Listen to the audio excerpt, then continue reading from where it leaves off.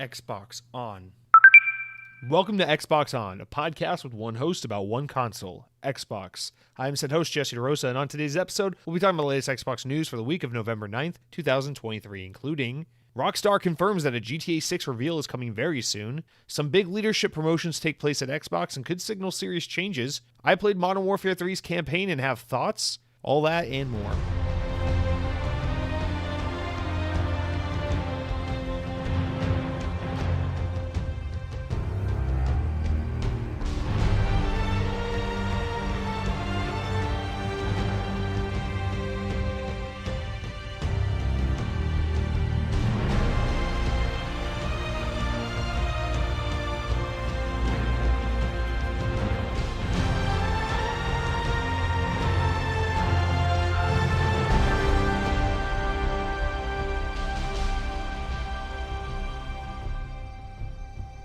On this day in Xbox history, in the year 2004, 19 years ago, Halo 2 was released on the Xbox. It's almost the 20th anniversary of Halo 2, which I guess makes sense because we just had the 20th anniversary of Halo in 2021.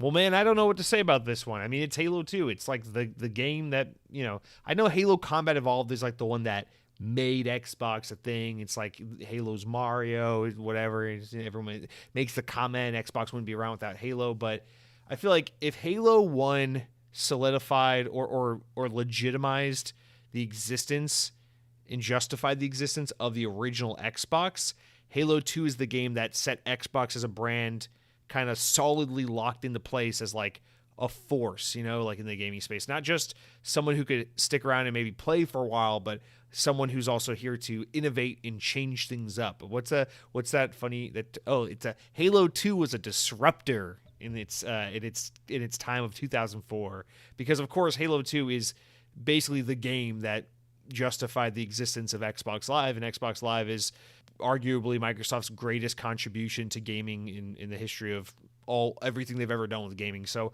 yeah, I mean, Halo 2 it's the game, dude. It's the freaking game. And then put on the headset, and then people talked shit about people's mothers and used the R word and all the words that we're not supposed to use in the real world. But for some reason, when you're online, it's okay to sometimes say maybe. Xbox says they don't like it, but people do it anyway. There's YouTube videos with lots of views that suggest people enjoy hearing those things. Sometimes, maybe. I'm not condoning it. I'm just saying maybe it happens. Maybe. But yeah, Halo 2, man. I don't know. Halo 2, I have a weird relationship with Halo 2 because I love every Halo. I've never played a Halo game I didn't like, or maybe I should clarify.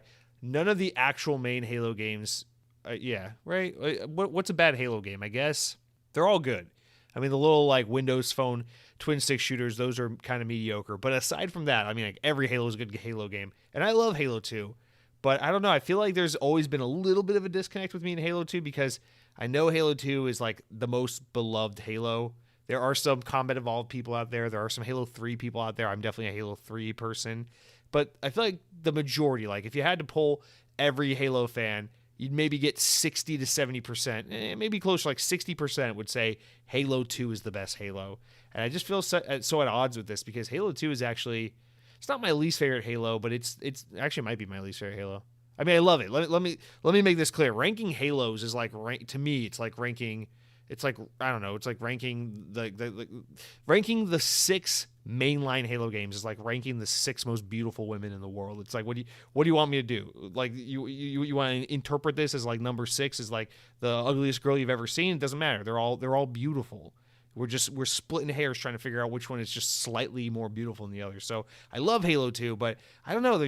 I feel like there's something about this game I missed. I mean, obviously I was young at the time. I was a little busy playing like Mario Sunshine on the GameCube, to be like, oh, Halo, I'm all into freaking college dorm rooms and LAN parties. And so in some way, it's like I kind of missed it, although I didn't because I played Halo 2 when it came out and I was there.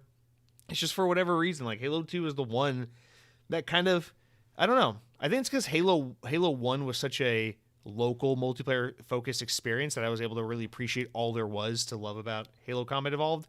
And then by the time Halo 3 came out, it was like sleepovers with friends and Xbox Live and all that stuff like for my generation, so it kind of made perfect sense. But Halo 2 was like, I don't know, I was like just a little too young to have my own Xbox in my room and be able to have my own Xbox Live subscription. So maybe that's kind of how I missed it, is I didn't interact with Halo 2 the way it was meant to be interacted with to the fullest at the time it came out.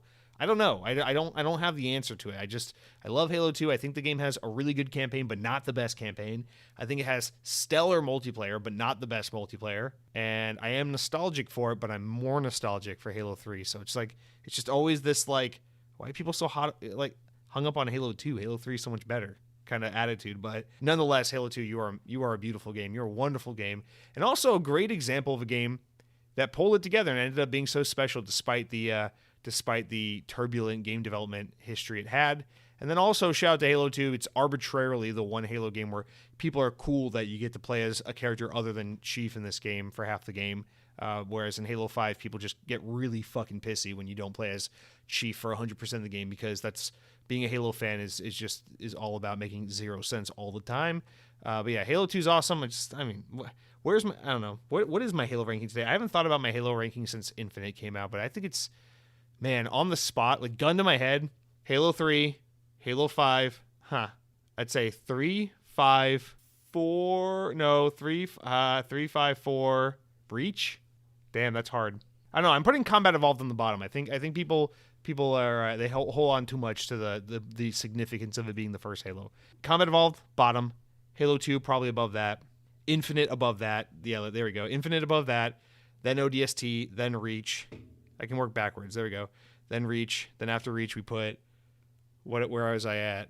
4 above Reach, and then above 4 is 5, and then 3, right? I got everything in there. That's going to aggravate people. I know that's going to piss someone off. Someone's going to hear that. This man has an opinion on Halo I don't exactly agree with. I'm clicking off this show. I'm going back to Podcast Unlocked, an IGN PlayStation podcast. Oh, wait. It's a Xbox. Fuck it. Whatever. You know what I mean. Guys, welcome to Xbox On. For all 4 of you left who aren't insanely irritated that I just sat here and ranked Halo games in the wrong order by your standards, welcome. This is an Xbox On podcast. It is it's the second Xbox On podcast, because Xbox has an official YouTube channel called Xbox On in the UK, but we try not to think about that. Listen, I might not be official Xbox. They might have the title of being officially Xbox. They're affiliated with Microsoft. They're officially Microsoft employees doing that show. But my show's based out of the US, and we are a bigger country. We got bigger trucks, bigger portion sizes, bigger debt. You want me to keep counting?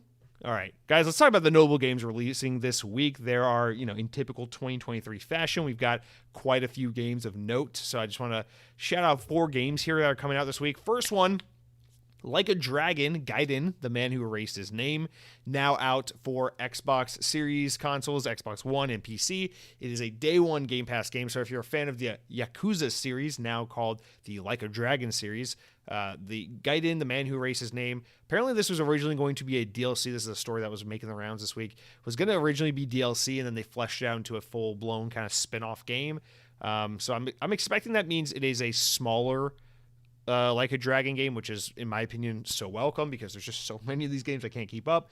But I would love to say I'm playing this game this week or sometime soon, but no, I need to at least get through the initial 6 Yakuza games. I'm on 4. I played 0, 1, 2, and 3. I need to get through 4, 5, and 6, and then I can start getting a little fucky with the order. I don't mind about, I think I'll skip, what is it? What's the spin-off series we play as the detective guy? I forget what they're called. It's escaping my mind right now. It's making me go crazy, but I'm thinking about skipping those games for now and then doing that one that came out earlier in the year, Ishin. I really want to do that one, and then maybe try Like a Dragon. I don't know where to go, but these games are so good. I have no doubt that this game is also probably very good, and it's a day one Game Pass game, so why don't you go ahead and play it? If you played the other 47 entries in the series, I'm sure it is worth your time. That being said, we have another huge game coming out, and probably the biggest game left in the year that is releasing, just in terms of the kind of sales it will draw, the kind of attention and player base it will cultivate, and no doubt the backlash it is already garnered, which we will get into extensively later on in the podcast, which is Call of Duty Modern Warfare 3. Yeah, this game's going to pop up a couple times this episode because we got a lot of things to say and not very many positive ones at that. But Call of Duty Modern Warfare 3 is out as of the day the day after this podcast goes live. It comes out Friday, November 10th, but I'm going to do the thing I did last year and switch my Xbox on Thursday to the New Zealand server so I can play the game a day early, because I am I'm a child. I just can't wait to get my hands on remade maps of a 14-year-old Call of Duty game. How old is Modern Warfare 2? Is that 14 years? Oh my god. Yeah, so Call of Duty Modern Warfare 3 out on Xbox, PC, all the other platforms. It is the first Call of Duty released in a world where Activision is owned by Xbox, but also doesn't really count because Activision was officially owned by Xbox as of 2 weeks ago. So this isn't, next year's exciting because next year's the first Call of Duty. No PlayStation marketing, no PlayStation exclusive beta, no PlayStation exclusive bundle. You see that thing PlayStation's doing where they got the Call of Duty bundle. You get Modern Warfare 3 for free with your bundle. That's a very, very smart move on PlayStation's part. Very savvy. Oh, Microsoft bought Call of Duty. Well, how about this? Microsoft will just give your fucking game away for free. How do you like that? We'll throw it in a bundle, give it away to all of our players. Suck it. I love that. It's very, very savvy business move. Okay, so Modern Warfare 3 is coming out this week. We'll talk about that later. Next up, Nickelodeon All-Star Brawl 2 is out now. It came out on the 7th. It's on Xbox One, PC, Series S and X. Apparently pretty good. Apparently a big step up from the first game. Seems like the reviews are pretty positive on this. So if you're looking for a Smash Brothers-like game that is a lot more refined than its first go-round with that All-Stars Brawl 1 that came out a few years ago that people liked but didn't love, it seems like this is a pretty big refinement on that game. So there you go. I hate so many of the Nickelodeon characters so much that I could never give this game a try, even though I'm sure it is fun, but also, man, why would I play a Smash Brothers like game when I could play Call of Duty Modern Warfare 3? That sounds very negative. Well, let's say it like this. Like a Dragon Gaiden, the man who erased his name, I'm sure it's much better than both of those games. So go ahead and play Like a Dragon, or go play freaking Hexen or whatever the hell it is you're still playing. Listen, I'm not your daddy. If you're still playing Tetris, that's on you. Enjoy yourself. Do what you gotta do. The last game I want to note is this smaller kind of indie style release, The Invincible, which comes out on Series S and X and PC this week. This is already out. It came out on, I think, Monday. But this game looks really cool. Apparently, it's by a company I never heard of called Starward Industries, and it's based on a book that I know nothing about. But it looks like this walking sim adventure type short sci-fi first-person exploration game, and it looks really freaking cool. I know practically nothing about it, but I saw a trailer for it. I saw the game. It looks cool. I'm interested in it. Man, if this were just a time where, again, there weren't 8,000 games, I would probably give this game a go. But, something to keep an eye on. Maybe when there's a lull in my gaming schedule or it goes to Game Pass or something, I want to give this game a try. It does look very cool. Always up for some more space sci-fi shit. So, yeah, I definitely want to see more of this game. Apparently some of the developers are ex CD Projekt and ex Techland guys. So that's of course Cyberpunk people and Witcher people and Dying Light people. So some good talent behind this game, and yeah, I'd really love to see more of that. So that is The Invincible. With that said, guys, let's move on because we got a decent amount to get to today. Let's move into the mildly amusing stories, updates from last week, and things I think. Let's just get right into this. I think everyone's going to want to hear this one because you already know it, but let's just talk about it because it's exciting. It's been over a full decade. People are hyped. Grand Theft Auto 6, okay? The reason this isn't a main news story is because there's just not that much to say, but it is prominent, so I wanted to be kind of early in the show. So here we go. VGC relays that the first Grand Theft Auto 6 trailer will premiere next month, Rockstar Games has confirmed. Quote, next month marks the 25th anniversary of Rockstar Games, co-founder Sam Houser said in a statement. Thanks to the incredible support of our players worldwide, we have had the great opportunity to create games that we are truly passionate about. Without you, none of this would be possible, and we're grateful to all of you, blah, blah, blah. In 1998, Rockstar Games was founded by the idea of that video games could come to be an essential part of culture as they are to any other form of entertainment, and we hope that we have created games that you love in our efforts to be part of that evolution. I think it's safe to say you have. We are very excited to let you know that in early December, we will release the first trailer for the next Grand Theft Auto game. We look forward to many more years of sharing these experiences with all of you. Rockstar's parent company, Take-Two Interactive, is set to report its quarterly earnings later today, which we're not really touching on here yet, but we might talk about a little bit next week. Blah, blah, blah, blah, blah. Yeah, Rockstar, might as well throw this in there just for reference as we begin the discussion. Rockstar was forced to acknowledge the existence of GTA 6 earlier last year when extremely early footage of the game was leaked, confirming the location and the character and all that has been rumored to be, the female protagonist, the Vice City style setting and all that. So anyway, let's just jump into this. It's exciting to finally hear. I mean, Video Game Donkey just did a really funny video on it, and the internet's been kind of like on fire with this whole like, stop it with the whole we think GTA will be announced soon kind of thing, because that rhetoric has just been circulating the internet for so many years now. Every couple of months it comes back from someone, and it's like, guys, shut up. We'll get Grand Theft Auto 6 when we get Grand Theft Auto 6. Well, this makes it official because it's Rockstar Games saying, hey, we are officially revealing GTA 6 next month. Now, everyone's assumption, and my assumption too, is that early December announcement. That's the Game Awards. The Game Awards is December 7th, so it probably makes sense to say that Grand Theft Auto 6 will be probably revealed and shown for the very first time at the Game Awards. And the thing about Grand Theft Auto is, historically when a new Grand Theft Auto game is shown, it's like, hey, here's a trailer, and then like 6 months later, here's your game. Like, they don't really do a lot of marketing hype. They usually show some kind of reveal trailer. They did the same thing with the Red Dead Redemption games. It's usually like, here's your reveal trailer. 6 months later, here's some screenshots. Here's a release date. Enjoy the game. It's usually pretty quiet. They only tell you what you need to know. I mean, like, what do they need to show us to sell us as Grand Theft Auto 6? Here's Grand Theft Auto 6. Everyone's going to go nuts for it. So, I mean, that's really all they need to do. And we've kind of known that this game was going to be coming more, sooner than not, because remember, not on this quarterly earnings that's taking place today, but the last quarterly earnings that Take-Two had, they were mentioning that they're assuming their next fiscal year will have a massive uptick in revenue due to a really big game releasing, which, you look at the portfolio and the teams and everything at Take-Two Interactive, it's pretty clear that all signs were pointing to, hey, we're expecting Grand Theft Auto 6 to launch next year. So we've kind of known that this announcement was imminent, but now we got a more specific time. We got official word directly from the horse's mouth, and I think it's got people really hyped because Grand Theft Auto 5, the last Grand Theft Auto game, came out in September of 2013. I remember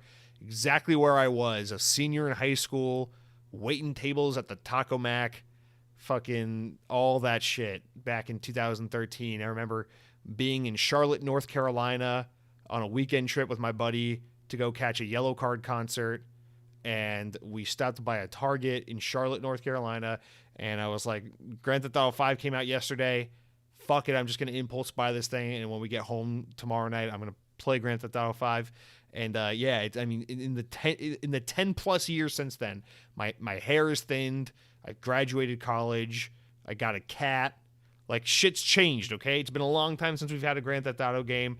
A lot of Mountain Dew flavors have come and gone. I think it's time that we finally get a follow-up. This is, obviously, games are more costly and intricate and take way longer to build than they used to these days. And then on top of that, the fact that Grand Theft Auto Online has no doubt played a huge role in the extended lifespan of GTA 5, where it's just the game is so popular, it makes so much fucking money, there's so much support that they put into it, and it's like, why would you rush out the next Grand Theft Auto game when your current game is just raking in the money hand over fist? So I think a lot of things have led to this extended development period, but as a result of all of that, the hype, the fervor, the excitement for Grand Theft Auto 6 is just so high. It's so up there, man. I mean, like, people are hyped for Grand Theft Auto 6 when all the freaking Call of Duty and Halo YouTubers I follow are freaking posting videos today about, guys, it's coming, GTA 6, mark your calendars. It's like, what the fuck why are you guys talking about Grand Theft Auto? You're exclusively a Call of Duty YouTuber. What are you doing, bro? So you know the excitement is in the air. This is one of those games. It's going to get everyone involved, everyone who, from the most hardcore players to the kinds of gamers that generally only play this game or that game, but they'll make an exception for Grand Theft Auto, all the way to the casuals, the people who generally don't play games but will go out and buy a Xbox or a PlayStation so they can experience the latest Grand Theft Auto. I mean, this is going to be that game. It's going to stop the world and make everyone jump on board and see, choo-choo, what's happening over here on the video game side of the world. And it's Grand Theft Auto 6, where you can kill a hooker, steal a car, and somehow this society that is built within the parameters of this video game is still preferable to the one we have in the actual real world, because that's just unfortunately how it works. But yeah, I mean, this is why it's up here at the top of the show. There's really not much more to say other than mark your fucking calendars. I'd bet you money that December 7th at the Game Awards, we're going to get a proper reveal, which is a little interesting because generally Rockstar is pretty much like, no, fuck you, we'll announce our game when we want to announce our game. They wouldn't generally historically wait for like an event like this, but I mean, I'd be surprised if they're like, yeah, we're gonna show off Grand Theft Auto 6, we're gonna reveal it on December 5th, and then 2 days later will be the Game Awards. Like, come on, they said early December. What's the only relevant gaming thing that happens in early December or in December at all for that matter? And it's the Jeff Keighley Game Awards. So I mean, it's pretty obvious what we're looking at here. So yeah, I mean, hey, get excited. I know if you're a Grand Theft Auto fan, it's been a long ass time, and I mean, Grand Theft Auto, it's one of those games everyone plays, right? Like, I'll take Red Dead Redemption over Grand Theft Auto any day, but with that said, I'm still going to fucking buy GTA 6 day one, you know? I'm not hyped about GTA 6. Like, I played GTA 5. It's a good game. Played through the story, dicked around a little bit in the open world, whatever, moved on with life. I put maybe a total of 35, 40 hours into Grand Theft Auto 6 in the 10 years that's been around.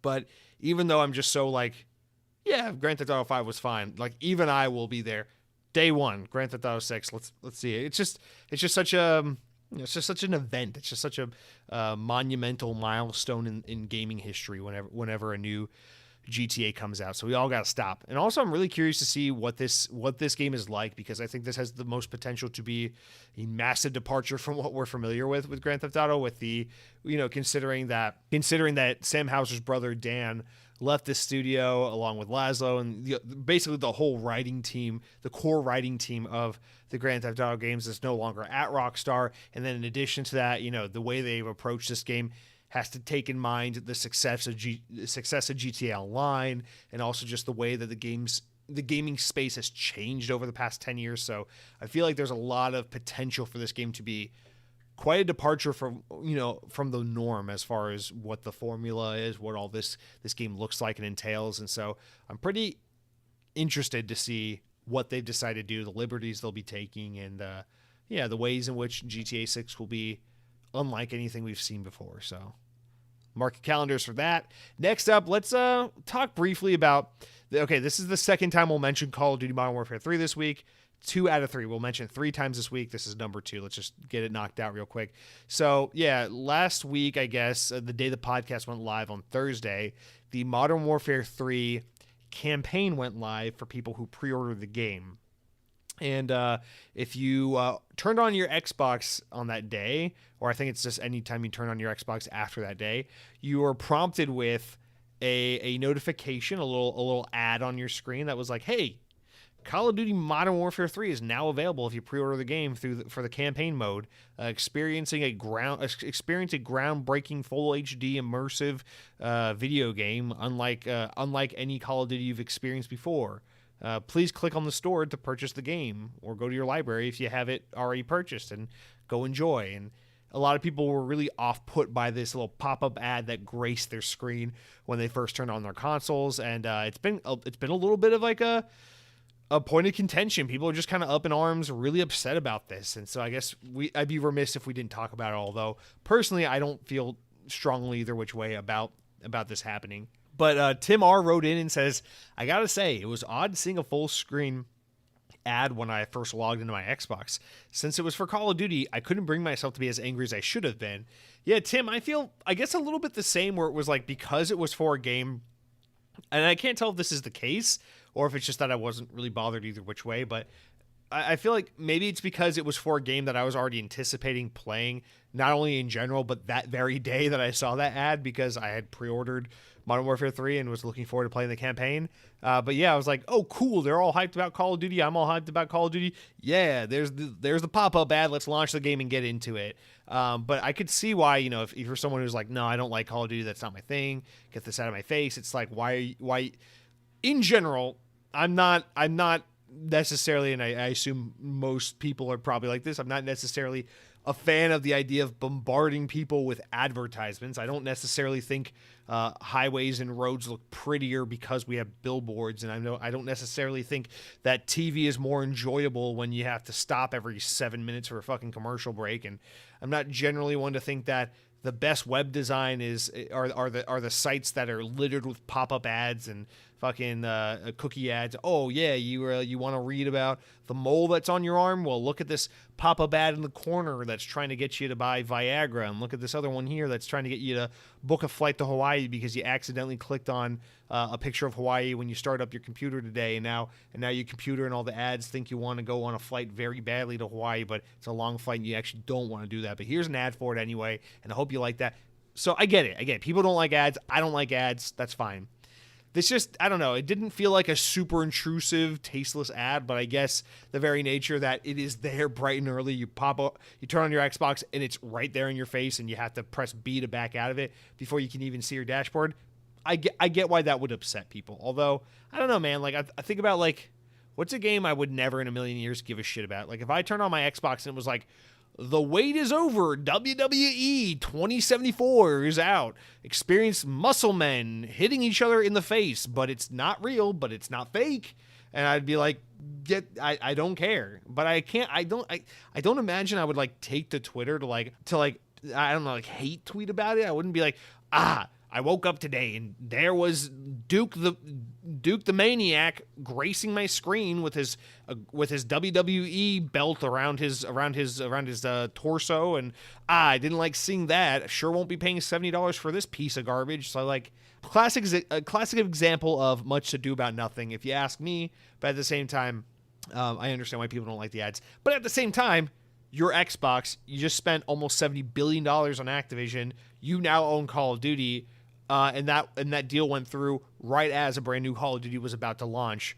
I mean, you're not going to not rub it in the faces of everyone everywhere that you own Call of Duty and you want them to buy it now. I mean, like, so I also, like, from that perspective, I'm like, can you blame them?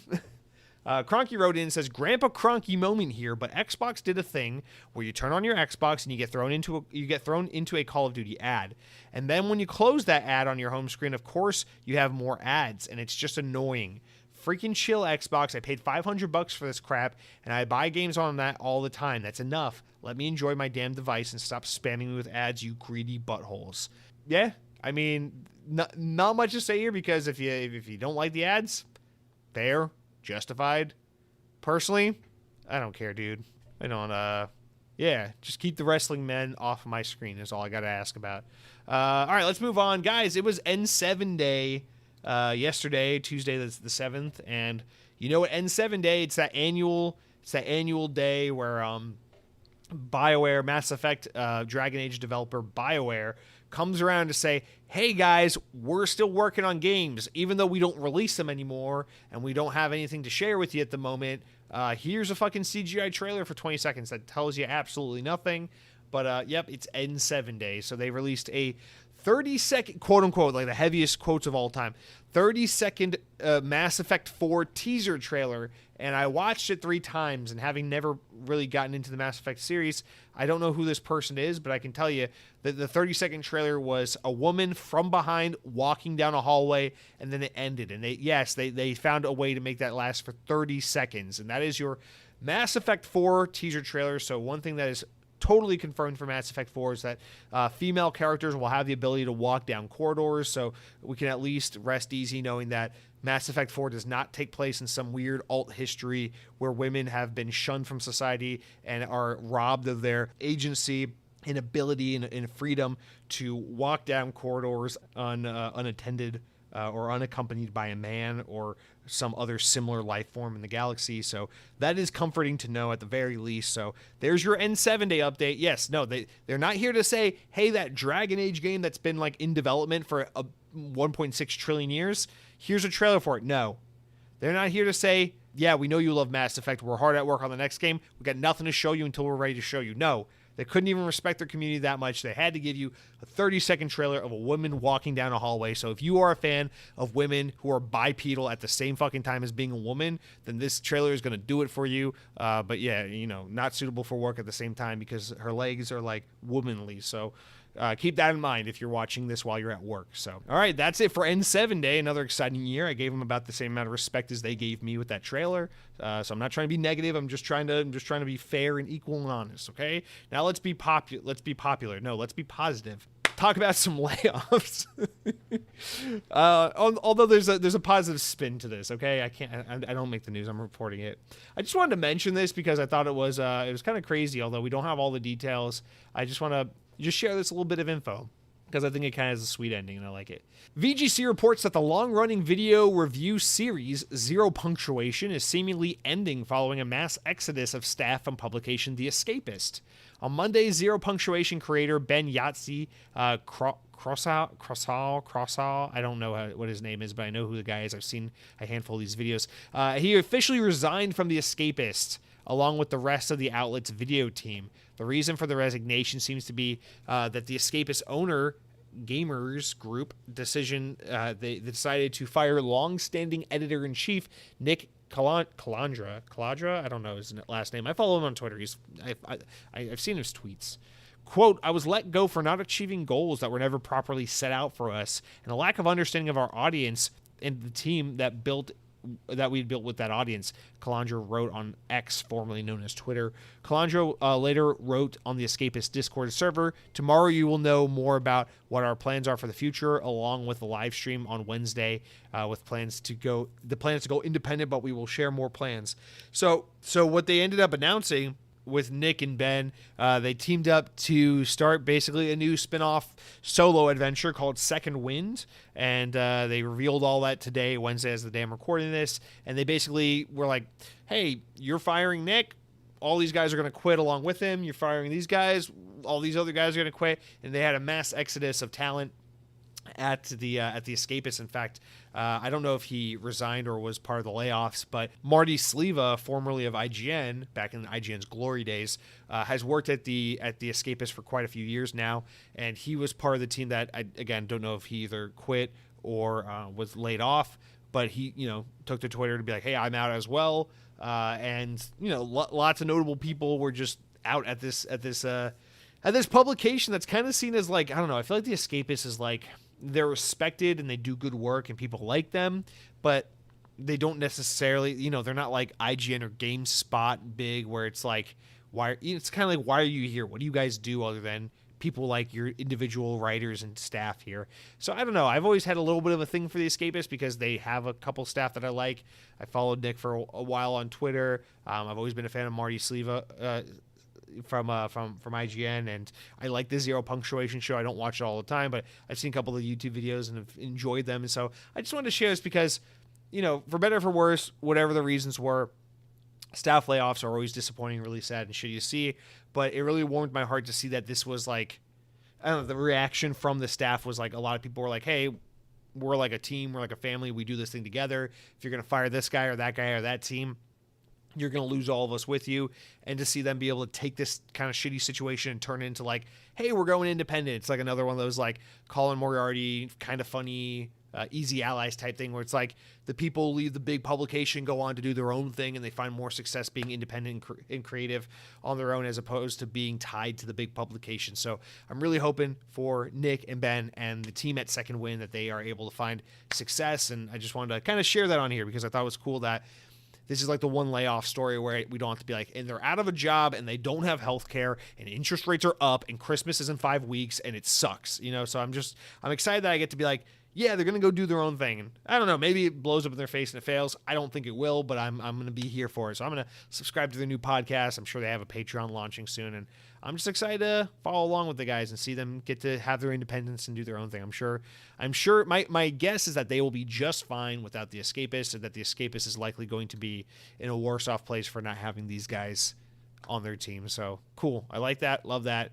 And let's move on. Last one here. Again, it's another one where it's like, I don't know, I feel obligated to mention this, but I don't really care. We're talking about Twitter for a second. So this happened a couple weeks ago with Xbox. Actually, it might have been a couple months ago. It was earlier in the year. It wasn't like springtime. Anyway, it just happened with PlayStation today. So now the question kind of has to be asked. So PlayStation is removing the feature for you to directly link your Twitter account to your PlayStation So that when like you're playing PS5, you can like video share or clip share or whatever from your PS5 to your Twitter account. This feature was removed from Xbox earlier in the year with no real full explanation. And now Elon Musk is like getting hit up with like, "Ooh, what's going on? Why are all the video game platformers pulling out from Twitter integration?" He's like, "I will look into this. I am Elon Musk. I have a car that's a Cybertruck and it's never actually coming out. Ha ha ha. Joke's on you. It's been 5 years and the car's still not here."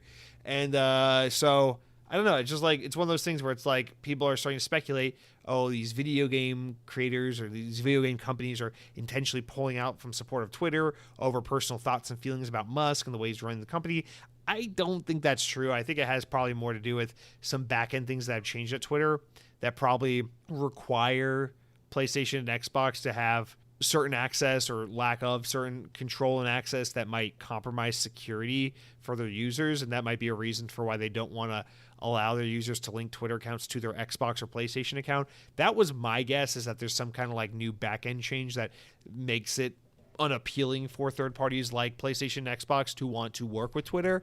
But I just feel like I had to mention this because we're going to have to watch this story develop, because clearly there's more to it than what we've known so far, and we'll see it evolve. So I just want to put it out there that this is like a weird development, that it's like, why is Twitter support being removed from all these platforms?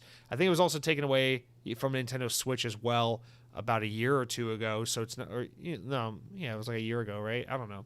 So anyway, needless to say, it's weird. Something's happening here, and it's just kind of a look to this space for future updates, because apparently there's something going on with Twitter and Twitter integration on video game platforms. All right, with that said, let's excited to get into the main news with you guys, but first I want to talk all about the games I've been playing this week, starting with Modern Warfare 3. I'm very excited to share my thoughts and feelings on that. But before I can tell you about the games I've been playing, I think we're going to go in and talk about what I've been eating. So you guys, it's time. I want to talk about two things this week, because one thing is like what I will be eating, item acquired but not consumed kind of thing, and the other is something that's perplexing me. So it's been a while. I try not to talk about Disney food too much, because I feel like it's a little obscure if I'm like talking about this awesome food at Disney World and everyone listening to the podcast is like, great, I live in Michigan. How the fuck am I going to try Goofy's burrito or whatever the fuck it is you're going on and on about? So I like to talk about more accessible and universal foods, but we got to talk about Disney for a second, because if you've ever been to a Disney theme park, you go into some of the gift shops. They have some of those candies and treats and little souvenir snacks that you can pick up. They're prepackaged and good to go. And it's always been one of the pleasures of a Disney trip for me. I'm a food over souvenirs kind of guy. I'd rather have a good meal, a good snack or whatever than like a fucking plush or a t-shirt or a trinket, right? So to me, when I'm at Disney World, it's all about money allocation is almost entirely dependent on what kind of food and beverage options are available to me. And one of the things I always loved from the beginning of my time visiting Disney World is they have like their own in-house line of like sweets and cookies. Like at Disney Springs, their little shopping outdoor dining entertainment district, they have a store there called Goofy's Candy Company. It's one of the greatest stores of all time. If you don't love it, you're a terrible person. It's also located adjacent to a rainforest cafe, so that should tell you just how incredible this place's existence is. The mere existence of this location makes living in Orlando, Florida a justifiable reason. So Mom, yeah, that's why I moved to Florida. That's why I'm not close by. That's why I won't be there for every birthday. Okay, I'm sorry. I want to live next to the Rainforest Cafe and Goofy's Candy Company. Back to the story. So at Goofy's Candy Company, and you can find this in a lot of gift shops all around Disney parks, whether you're in California, Florida, whatever the fuck. But this is like the mecca of all the in-house line of Disney treats and stuff. They got fucking taffies and gummies and treats and slushies and cookies and cakes and Rice Krispie treats and caramel dipped apples and all this stuff, right? It's all Disney-fied and it's great. It's a wonderful store. You walk in there, you feel like you're blasted back into like 1994 Disney, and there's freaking like awesome decorations and animatronic type arm cuckoo shit. Don't have to get into it. I love the theming of that store. But one thing I always loved, there was a tradition back when I lived in Georgia, was at the end of every Disney vacation, you go to Disney Springs, formerly known as Downtown Disney, you go to the Goofy's Candy Company, and you just fucking stockpile on all the Disney treats. You go back home to Georgia, you got a big old bag of all these Disney treats, and you kind of ration them for like a month. You kind of survive off like Disney treats. So it's like having a little bit of that magic back home with you. And I always looked forward to it a lot. And one of the things I love living here is that from time to time, I like to spoil myself a little bit, get a couple Disney treats, bring them home. This will be a nice thing. I'll eat this maybe like after a long day of work, or maybe on Saturday I'll eat a little bit of this while I'm playing gaming, a little freaking Mickey Mouse popcorn or whatever the hell it is. All right, now we can hone in. You got the context, you got the understanding of why these Disney treats are so special. Now we got to hone in on the specific treats that is the topic of the discussion here, which is the Minnie's Bakehouse cookies. Okay, so back in the day, there's a line of like baked treats, and they're all like all the packaging is called like Minnie Mouse Bake Shop Goods, whatever. And you can get these giant ass fucking cookies. They had like a white chocolate raspberry one. They have like the peanut butter one. They have like the classic chocolate chip with sea salt on top. And they're like these thick ass, chunky, beautiful cookies, and they're delicious. They're amazing, and I recommend them to people who enjoy good cookies. And I would always get these things. They meant the world to me. They were so good. There's nothing better than like coming home from a Disney trip 2 weeks later, just being so sad that you're not at Disney World anymore, but knowing that back home you got some fucking Minnie Mouse cookies. Those cookies went away a while ago. I haven't seen them in a while. It sucks. When you look at the Minnie's Bake Shop items, they got like fucking graham crackers now. They got like all this other shit. They don't have the cookies I'm looking for. They have like shortbread, like this is fucking UK or something. Like I'm gonna dip some shortbreads into my tea. No. I need my fucking cookies. I need a cookie that is a minimum of 1,200 calories. Otherwise, I'm not a man. And so they brought back the cookies, but in a new form. Now, they come in these little bags, and they're like mini cookies, kind of like Chips Ahoy, but the packaging is super cute. It looks like a homemade little baggie that Minnie Mouse put together for you, and it's full of little bite-sized cookies. I'm like, oh, this is cute, I was at the Disney Springs the other day. I was at the AMC movie theater using up my AMC Stubs pass before it expires for good, and I'm no longer able to access the movie theater for one low convenient monthly price. And I watched the movie. It was an anime movie. It was not very good, but it was an anime movie, and I did watch it. And then I said, I'm going to walk around Disney Springs, take a lap, get my steps in for the day so I'm not a lazy, fat, lethargic piece of shit. And I stopped by the Goofy's Candy Company. I said, what better way to burn off some calories than buying some cookies? Because I saw these cookies there, and I was like, listen, new cookies, I got to try them. So I bought the chocolate chip ones, and I said, fuck it, I'll get the lemon ones too. So I got the lemon cookies, I got the chocolate chip cookies, and I'm bringing them home. I'm excited about them. But the thing is, I open up the bag, and these little cookies, they are bite size. They're super fucking small. They're like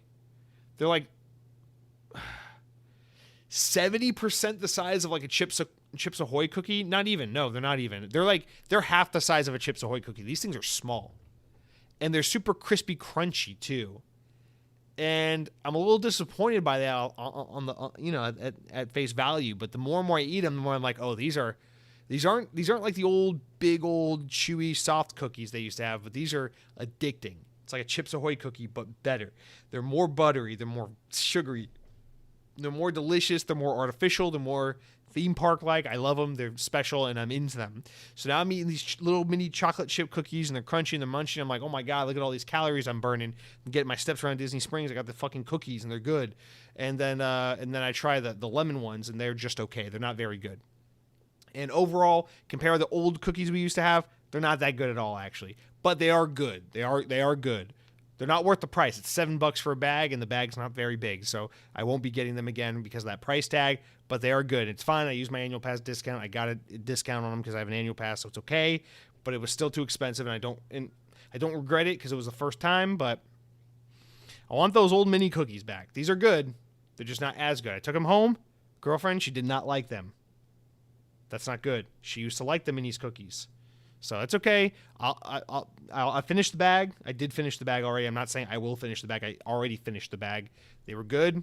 I enjoyed them. But Disney, we gotta get back to basics, man.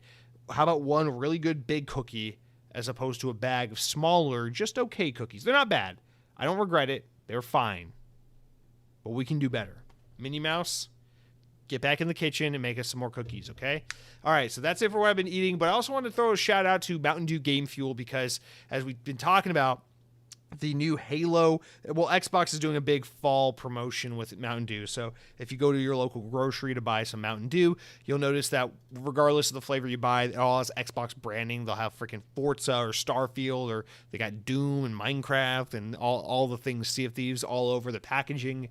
And you can get like these little Xbox points. I haven't really looked into it to understand what these Xbox points are for, how you accrue them, but that's not what's important. The important part is they brought back Game Fuel.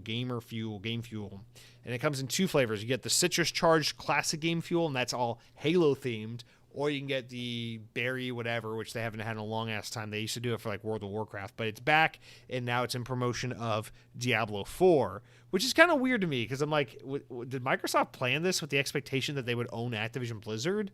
Like, how did that? Whatever, I don't even want to get into that. It's kind of weird that because this, a promotion like this, like a thing like this, has to be in motion many months in advance. So it's like, were they gonna release an Xbox Diablo promotion with the assumption that they would own Activision Blizzard? Like, how did that work? But anyway, I saw them at my local Publix. Usually when a new Mountain Dew flavor comes out, I feel like we don't get them here in Florida until like a couple weeks late. But no, they were here at my local grocery store. Fuck you, Publix. You charge way too much for soda these days. But it was buy 2, get 1 free, so it was almost normal price with that promotion. And I said, fuck it. I'm just going to stock up on it now. I'll buy a 12-pack of each of them, and then 1's free, so I guess I'll get 3 for the price of 2, whatever. And then I'll hoard them, and I won't drink them. I told you I'm waiting. So I bought them. I got 2 of the Halo ones and 1 of the Diablo ones, and I stockpiled them. They're in the back of my apartment, unopened, and they're staying there until I move in a few weeks. And once I move, I'll pop them open, and I told my girlfriend, this is the first thing that will go in our refrigerator in our new home, okay? We will have ice cold Game Fuel Mountain Dew. The first thing I want to do when we move is set up the refrigerator, fill it up with Mountain Dew Game Fuel, set up the couch and the entertainment system and the TV and all that shit in the living room. And I want to, of course, get some internet going, get Spectrum, get out here, get the internet going. I want to play some Halo Infinite and drink an ice-cold Game Fuel Mountain Dew. That's the first thing I want to do in my house. Everything after that, I don't care. I'll clean, I'll cook, I'll mow the lawn, I'll freaking get on the roof and inspect the shingles, whatever you got to do to be a freaking homeowner. But before we do any of that, I got to live out the fantasy of cracking an ice-cold one, sitting on my couch, playing some Halo, and saying, this is my goddamn house. And it's going to be amazing. I can't wait. So Mountain Dew Game Fuel acquired, but not tasted yet. And I know a lot of people out there are trying to find it right now. It's not fully out. Usually it takes a couple weeks. It's kind of frustrating with Mountain Dew because sometimes it'll be like, the new flavor is out, and then you have to wait like 2 weeks before you find it in your area, and then it's readily available. On the converse side, what could happen is they'll be like, new Mountain Dew flavor, and then it's like, okay, I went to the store, I didn't find it, okay. And then you go to the store the next week, it's like, oh, I found like a personal bottle of one of the new flavors, and I picked that up, and I'm looking for the other one. And then the next time you go to the store, it's all gone. And then you look online, they're like, yeah, they sold through their entire inventory, and they're not going to be releasing any more. And it's like, what the fuck, Mountain Dew? Just like, don't do. How about instead of doing a new flavor every 2 months, you just do like 1 or 2 flavors a year, and make sure you do them properly. I'm talking about full release, and I'm tired of this whole American-only thing. Listen, our friends in Canada, our friends across the pond, our friends over in Australia, these are other Dew-drinking territories. They want their Mountain Dew. So why are you making these things exclusive to Americans? Get better, Mountain Dew. And Mountain Dew, I know you're a subsidiary of the Pepsi Company. You're a brand underneath the Pepsi Company umbrella. Pepsi Company, please, I need you to get better. Thank you very much. Let's move on. Guys, let's talk about the games I've been playing, because that is it for what I've been eating. And as for the games I've been playing, you guessed it. What gave it away? I'm playing the Modern Warfare 3 campaign. Here's another week, second week in a row, where I should have taken down some detailed notes, and I did not. And I played this campaign on Friday, Saturday, beat it. Haven't played it since. And now I'm going to try to go back into the recess of my brain to figure out what I was thinking and feeling 4 days ago. Let's get this out here, plain and simple. This is the biggest contrast coming off of Alan Wake 2. I played Alan Wake 2 last week. Immaculate. Game of the year. Minimum of a 9 out of 10. It's just a beautiful experience. What a phenomenal game. Play Alan Wake 2. Like, make it a life goal for yourself to see Alan Wake 2 through to the end. That game is such an immaculate piece of art. Modern Warfare 3. This is the worst Call of Duty campaign. No, I'm not going to say that. It's hard. Okay. Let's talk about Call of Duty in the context of Modern Warfare 1, like 2007, Call of Duty 4, Modern Warfare. Starting with that, because the older Call of Duties, that's like not even the same game. That's like not even recognizable.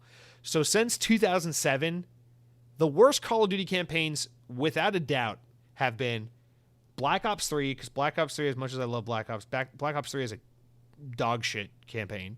People say Ghost is a terrible campaign, but I can't speak to that because it's like the only Call of Duty I've never played. I think World War II has a not bad campaign, but boring as fuck campaign. It's worse than bad. It's so boring. It puts me to sleep. It's like the only one I've ever played and didn't finish.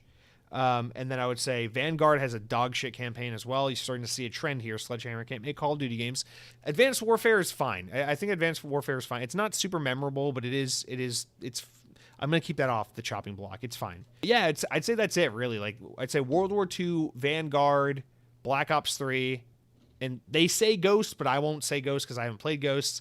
But this one right here, Modern Warfare 3, 2023. What's your excuse, man? What's your excuse? This campaign sucks so much. And it actually pains me to say, because if you listen to the show for any extended period of time, you know I'm not afraid to admit it. I'm a Call of Duty fan. I've really especially come back to the franchise since like the new era, especially because Black Ops Cold War, in my opinion, is so good. And that's the craziest thing, by the way, as a side note. Black Ops Cold War, that game was such a development hell nightmare. But shout out to Raven, who made the campaign for that game. Top 3 Call of Duty campaigns of all time. That game's campaign, fucking phenomenal. So good. Fast forward to Modern Warfare 3, just a few years later, this campaign is dog shit. Such dog shit. And I really liked Modern Warfare 2019's campaign. I thought Modern Warfare 2019 had a really solid campaign. Fast forward to last year, Call of Duty Modern Warfare 2, I thought had a really, really damn good campaign. Now, there is an issue where Modern Warfare 2 kind of feels like and I see other people have been making this comparison, so sorry if it's controversial, but you do feel a little bit where it's like Modern Warfare 2019, it's a good game. Then Modern Warfare 2022 comes out, and it's another good game, but it's kind of unrelated. It's like a random left turn, very like Star Wars The Last Jedi from Star Wars The Force Awakens. And then Modern Warfare 3 is very much Star Wars The Rise of Skywalker, where it's like, okay, the first one was good, the second one was good but polarizing, and the third one is complete garbage that tries to somehow make the first two make sense together and ties way too many things together way too fast and sucks. That is exactly what this new Modern Warfare trilogy is. And I think it's very clear by the way this one ends, and I won't spoil the individual story plot points, but I think it's very clear the way this ends that this is not a trilogy, that they are intending on keeping the Modern Warfare franchise going indefinitely, and that the next Infinity Ward Call of Duty game will probably be Modern Warfare 4. But with that said, for now, let's just try to look at it as a trilogy. It feels very much Star Wars new sequel trilogy to me, and my opinion on that is exactly my opinion on this. First one, really good. Second one, even better, but kind of polarizing. Some people really hate it, and it's definitely a departure from what the last one was, and it's going to take some work and fleshing out to kind of make all these things connect and be coherent together. And then the third one comes out, and it just fucks the whole thing up. Like, I mean, Modern Warfare 3 is a sequel to Modern Warfare 2019, with some elements from Modern Warfare 2022, and then a super rush plot with terrible pacing, no character development, bad writing, terrible mission design, uninspired gameplay. Everything. It's such a sin, and it makes me sad because last year's Modern Warfare. And, you know, in all fairness, we got to talk about the developer and the development timeline as well, because it's super relevant, right? Modern Warfare 3 was supposed to originally be a year 2 expansion for Modern Warfare 2, and then got morphed into its own game. So this is definitely a thing where, like, first and foremost, we got to hold Activision accountable, because even though Sledgehammer was tasked with doing this Modern Warfare 2 year 2 DLC that morphed into Modern Warfare 3, at the end of the day, it's not their fault that they were forced to make this a full package, individual release sequel game as opposed to an expansion, a year 2 content drop. So it is important that we hold Activision accountable, because this is their doing, that they chose to package and release and market this as a Modern Warfare 3 as opposed to Modern Warfare 2. But you feel this is just DLC so bad when you're playing this game. We already talked about it when I played the beta a few weeks ago for multiplayer, and now I got to talk about it for the campaign, because holy shit, this is so stitched together. The thing about Modern Warfare 2 last year was that, love it or hate it, the campaign was so cool because you could tell that Infinity Ward spent 3 years really fleshing out the narrative points, the character development, really unique gameplay concepts, and really interesting level design where like every couple levels you were always doing something different. You know, you'd have your traditional linear shooter COD levels, and then you had like that mission where you're like hanging upside down from a helicopter, fucking fighting guys upside down, and then you're like jumping from vehicle to vehicle trying to chase down the bad guys. You got that mission, which is super cool. You got like that stealthy mission with Soap and Ghost where it's like you're trying to control the security cameras and guide the dude through the maze of enemies and stuff. And then like towards the end of the game in Modern Warfare 2, you had that really cool mission where you had like, it was like a stealth mission. You had like sneak around the skyscraper building and like find parts to like craft weapons to like sneak around and kill the bad guys. You know, like craft like pipe bombs and fucking knives and stuff and like do crazy shit. I'm like, there were so many moments in last year's Call of Duty where I was like, this is like really fucking creative level design and really cool and innovative mechanics to be introducing to a Call of Duty campaign. And it made the gameplay so unique, so fun, so varied. And you could tell they put so much thought and detail and effort into trying to make it a full and different campaign. There were walking sim levels where it's just mostly narrative and cutscenes and walking around, exploring. There were action-packed blow-up cutscene, Michael Bay fucking Transformer scenes, and everything in between. It had everything. It was so good. They had the whole like fucking Mexican cartel thing, like the terrorist group and the Russians trying to pin it on Mexico, but the U.S. was selling the fucking weapons and all the stuff and like the plot twist, and it was cool. And they had like fucking Alejandro, and he got introduced to the group, and he was an awesome character, and the whole like fucking subplot with El Sin Nombre and all that shit, and like the Mexican special forces. It has like all those like fun characters and like memorable quotes. Like I mean, like every day at work, me and one of my coworkers who likes Call of Duty, we're always like walking around. Where I was like Mexican special forces, and like always like quoting the game and all that stuff. I'm like, it had cool characters. Had cool moments. It was fun. It was a really fun, dumb, full-fledged action movie. In this game, in Modern Warfare 3, all that's gone. Alejandro, who the fuck is that? He's not even in the game. Mexico, they're not even involved all of a sudden. Just fuck Mexico. Now they're going back to Urzikstan or whatever, the fictional Middle Eastern country from the Modern Warfare 2019. So they're bringing that back into the mix, which kind of makes sense, but there's no succinct or like smooth transition from what was happening in Modern Warfare 2 into Modern Warfare 3 now. And so now Farah's back in the game. And she's cool. I loved her in Modern Warfare 2019, so I'm happy to see her, but she was like barely there in Modern Warfare 2. Now she's back at the forefront, but she's with Task Force 141, and you can tell so clearly that her plot points from the first game and Task Force 141's plot points from the second game are unrelated, and we don't need to shove these characters together and make them all like a team now. And now they have way too many cooks in the kitchen, all these characters. They brought back Alex from the fucking dead, and that's not a spoiler alert. That happened in like a multiplayer season of Modern Warfare 2019's like like a few years ago in a multiplayer season that happened. And so he's back from the dead, but he's completely fucking useless. He plays no role. He's just there in the background. And so they have way too many characters and no time to develop them or make them matter at all. And so narratively, it's just a fucking nightmare. And they got this new bad guy, Makarov. It's like they're bringing him back from the old Modern Warfare trilogy, but he's not cool. He's not menacing. He's not purple like Thanos. And for a bad guy to be bad and menacing and terrifying and all that and intimidating, he's got to be purple like Thanos. And so he doesn't have that going for him. And just like, it's kind of poignant with everything that's going on in the world. We're in a very like verge of World War III kind of situation with things going on in the Middle East and things going on with Russia and Ukraine and the US's inability to keep to themselves and not fucking get involved in every international conflict. And so it's like this game's kind of like has the potential to say a lot with the fact that it's involved with a fictional Middle Eastern country and a propped up fake terrorist organization, and then this like Russian terrorists and like this Russian thing that's going on over here. And it has nothing interesting whatsoever to say, despite having all of that super low hanging fruit right in front of its face. So narratively, the game's just a fucking mess. But you're like, okay, well, Jesse, it's Call of Duty. All that matters is that the game is fun. So fuck the characters, fuck the story. Is the game fun? Well, no. Because while there are moments in this game where it's cool, don't get me wrong, there are moments, there are cutscenes, especially towards the end, where it's like, I want to get invested. This is kind of cool. I kind of like where this is going.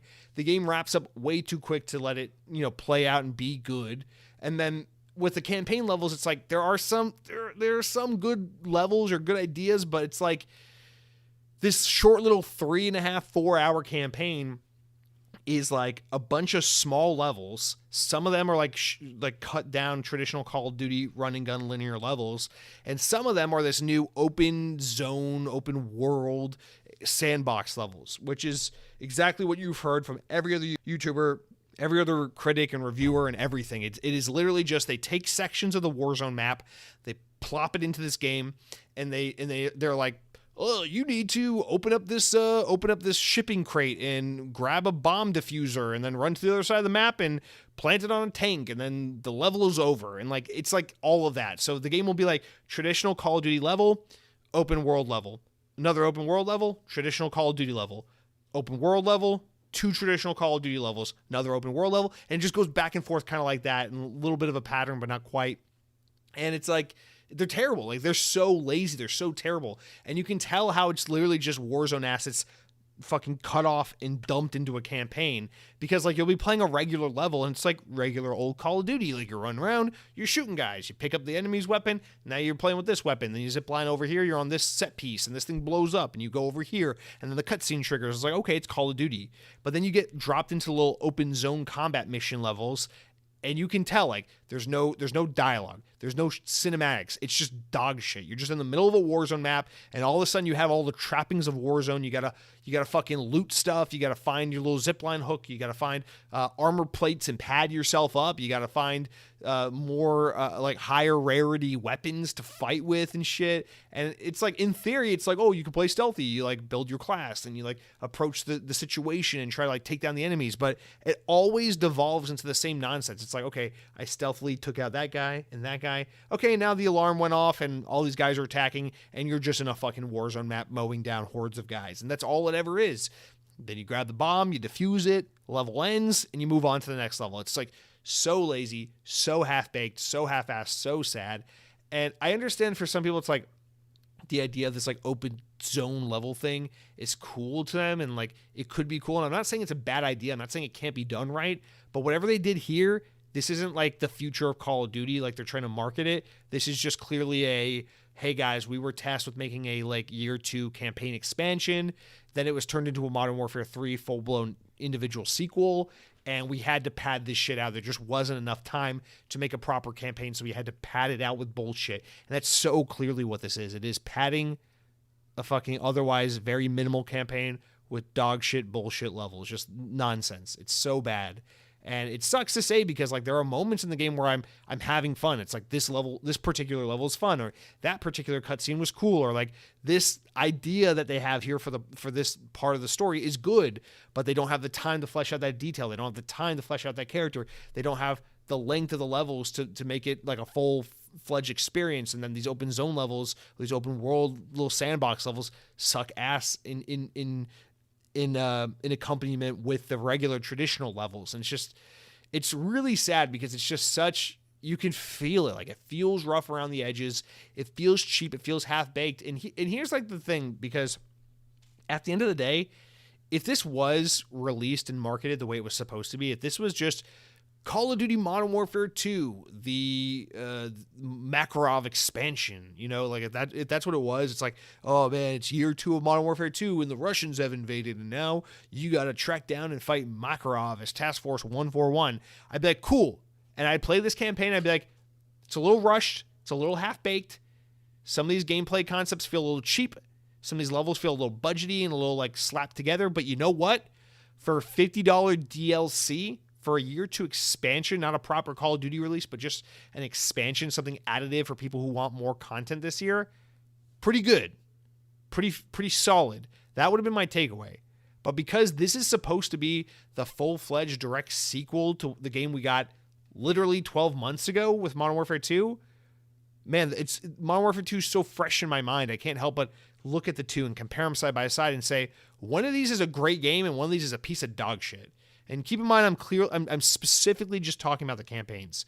But I really like Call of Duty campaigns, and this is, to me, a complete travesty and kind of a shit show unlike any Call of Duty we've ever seen before, because with World War II, that game feels polished and full-fledged. I just thought it was really boring.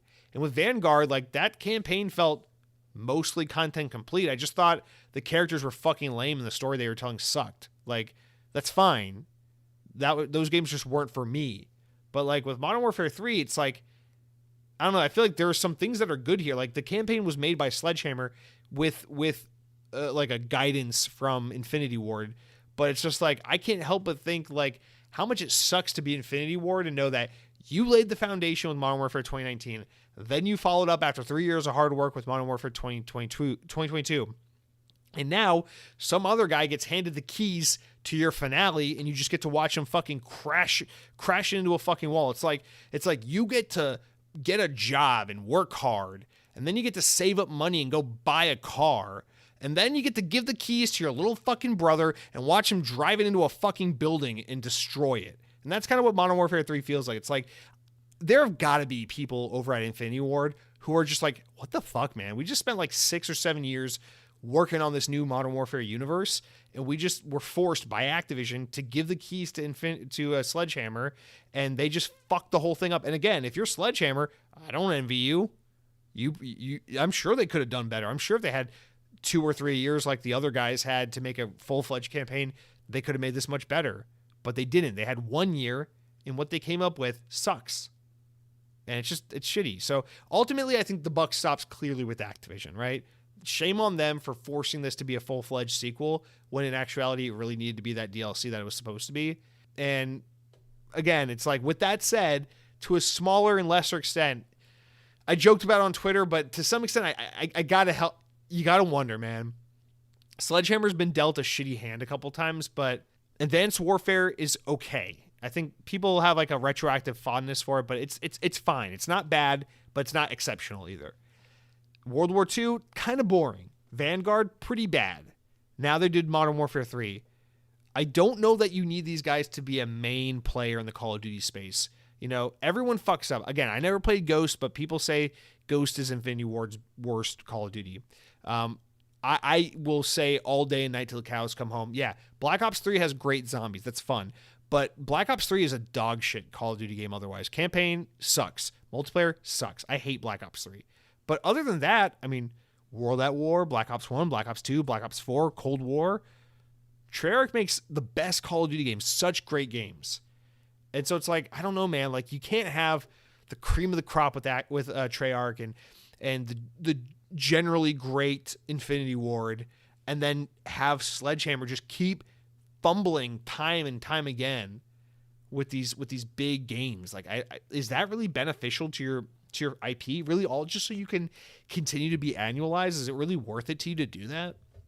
So I don't know. I can't help but wonder. And now that Xbox is in charge, I feel like, and I really hope they're looking at this, because the timing couldn't have been any better, right? Because Microsoft finally gets Call of Duty right before this game comes out. It comes out and it's a kind of a fucking mess. And they're pushing ads to people's home screens and shoving it down your throat. Hey, we own Call of Duty now. But it's like, yeah, but the Call of Duty you just bought is in a bad spot.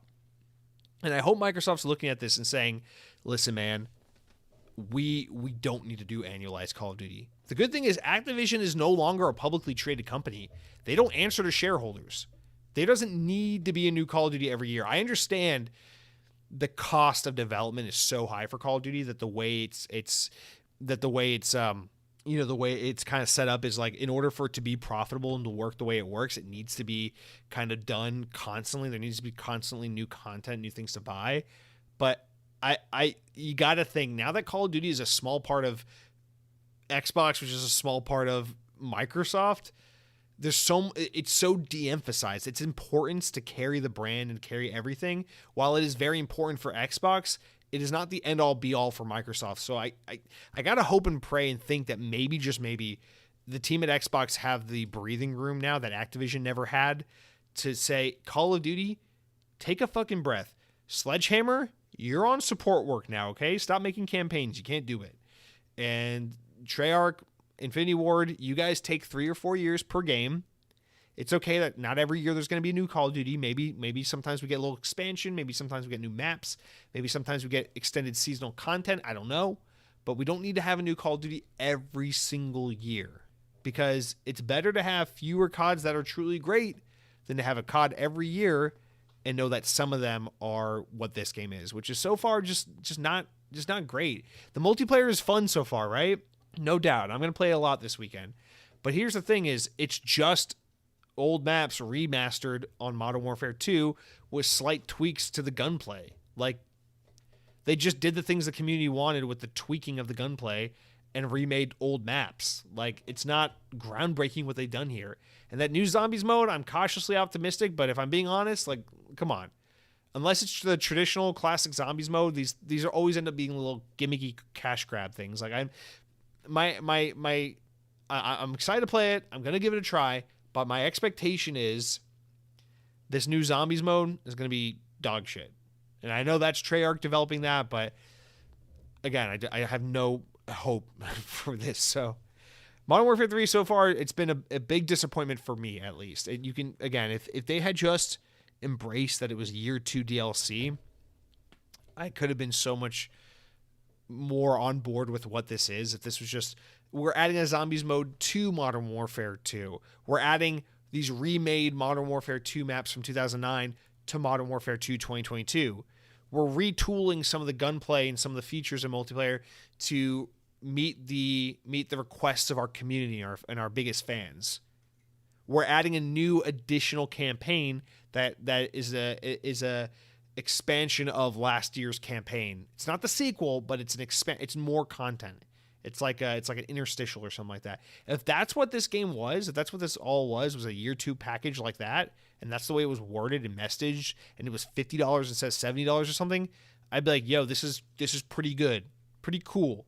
Maybe they should do this more in the future. These year 2 DLCs, I'm into it.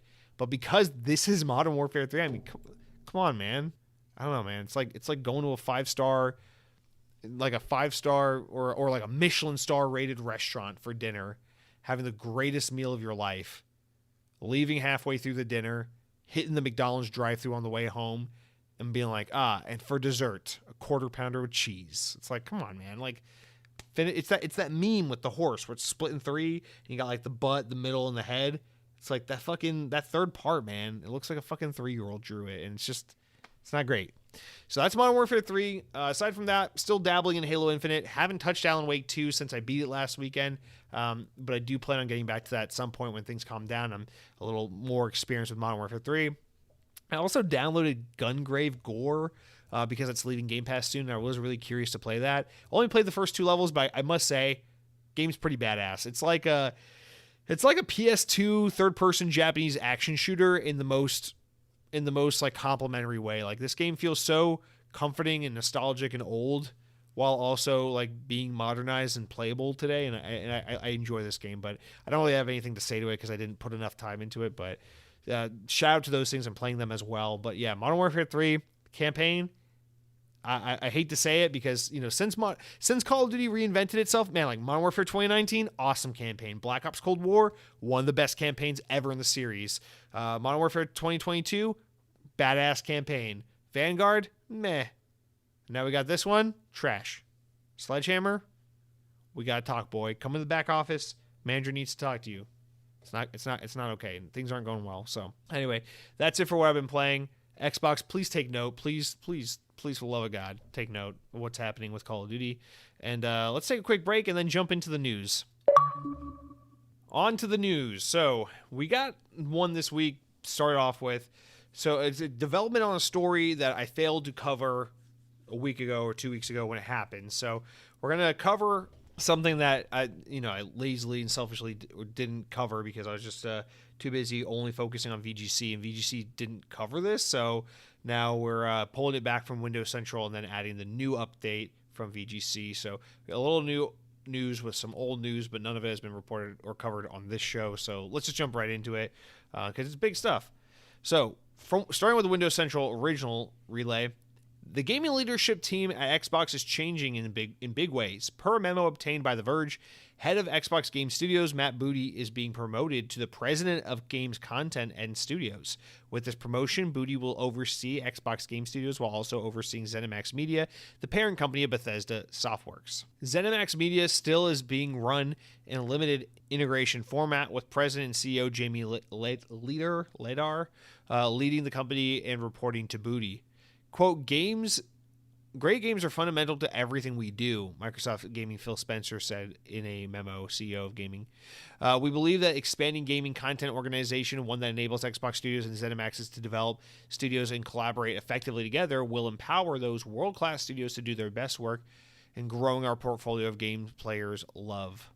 End quote. Meanwhile, Sarah Bond is also being promoted to president of Xbox, a role that will have her overseeing hardware, business planning, and much more. The Verge notes that Activision Blizzard CEO Bobby Kotick departs next year, and when that happens, there will be more women than men in gaming leadership at that time. All right, put a pin in that, and then we'll add on from VGC the latest development on this story, which is that Microsoft has appointed former Turn 10 boss Alan Hartman as its new head of gaming studios. Hartman, who joined Forza Motorsport developer back in 2005 at Turn 10, had spent the last 2 years working as corporate vice president of Forza and Fable. Quote, thrilled to be representing such an elite set of game creators in my new role leading Xbox Game Studios, he wrote on LinkedIn. Hartman's promotion follows several recently announced Xbox leadership changes. He's taking on the role previously held by Matt Booty before his promotion. So, all right, let's jump into this. There's a lot I could say here, but so let's just try to touch on a couple tendrils and we'll go from there. So, starting with Matt Booty and his promotion, first of all, I do want to just throw out here that it notes in his new role, he's kind of overseeing Xbox Game Studios and ZeniMax Media.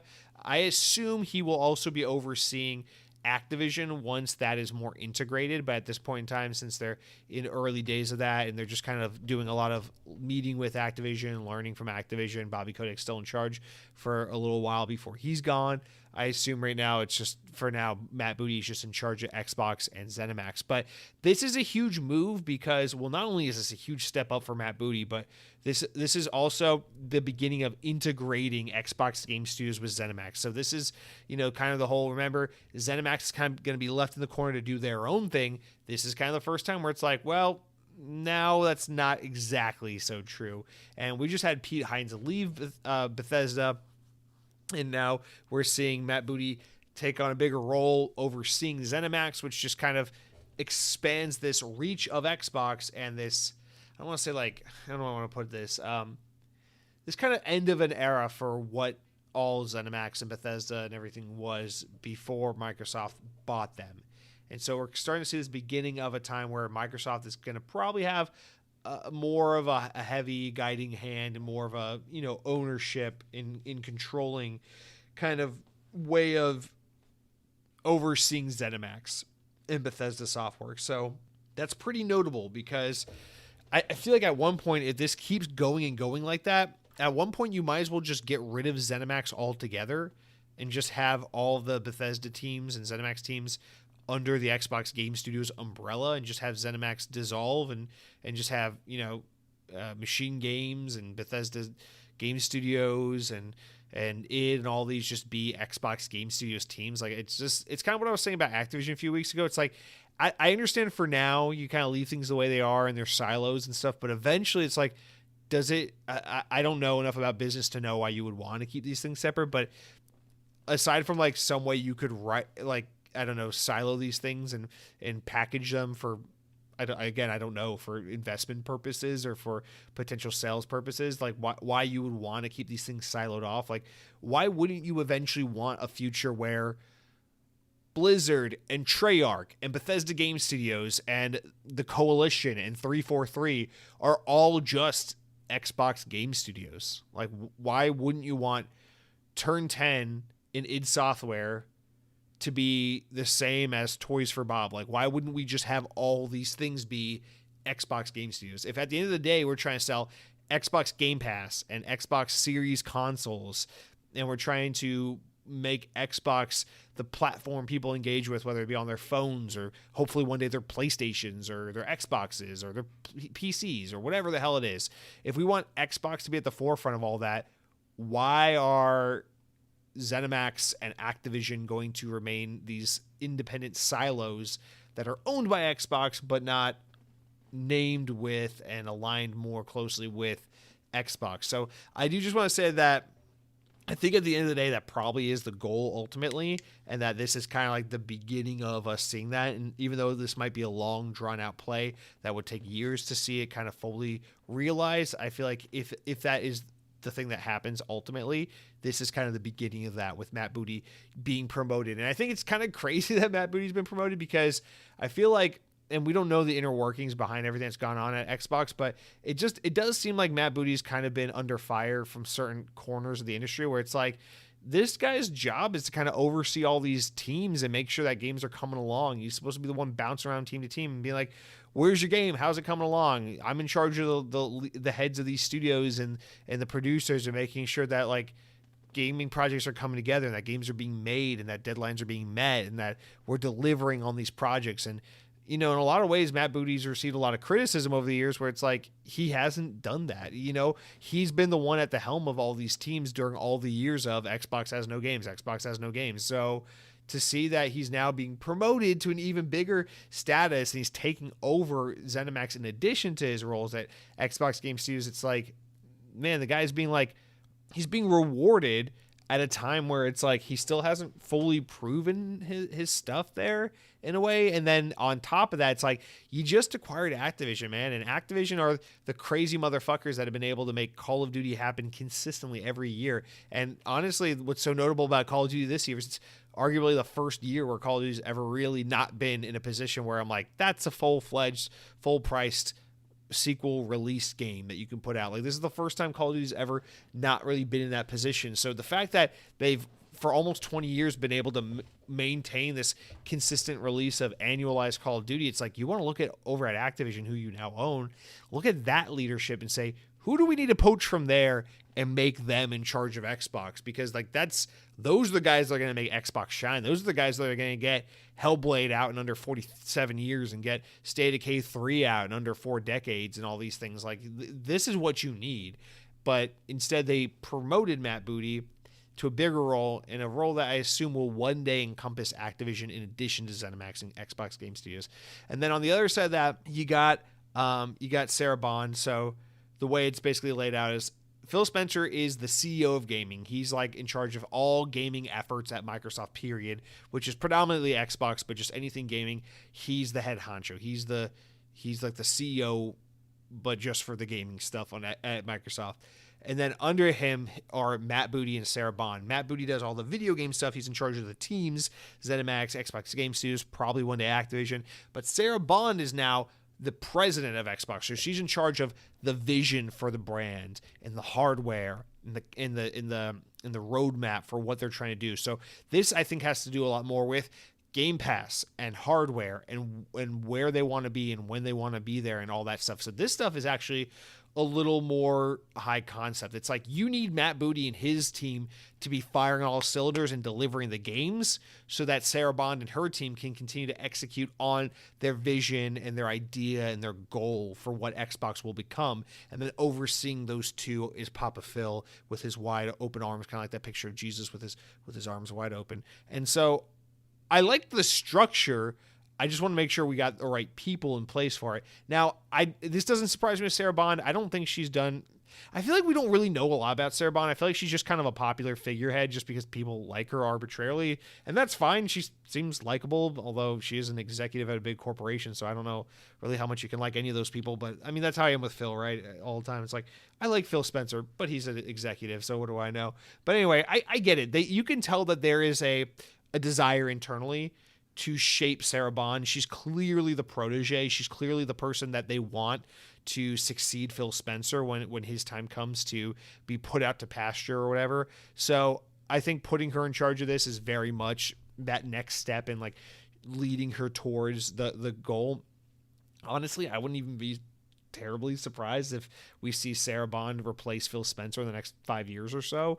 But clearly that's what this next role for her is a step up and a step closer towards the keys to the kingdom. So she is now our visionary for Xbox, although not necessarily. I think Phil's probably still the visionary, but she's the one executing and planning and spearheading the vision, for the hardware, for the services, for the 5-year plan and all that stuff. So she's working hand in hand with Phil to make sure all that stuff happens. And so these are big promotions, and this is a big deal. But the thing is, I just hope, I don't know, I guess I just worry about bigger promotions for these already Xbox people, more control and more leadership over acquired parties like ZeniMax and such.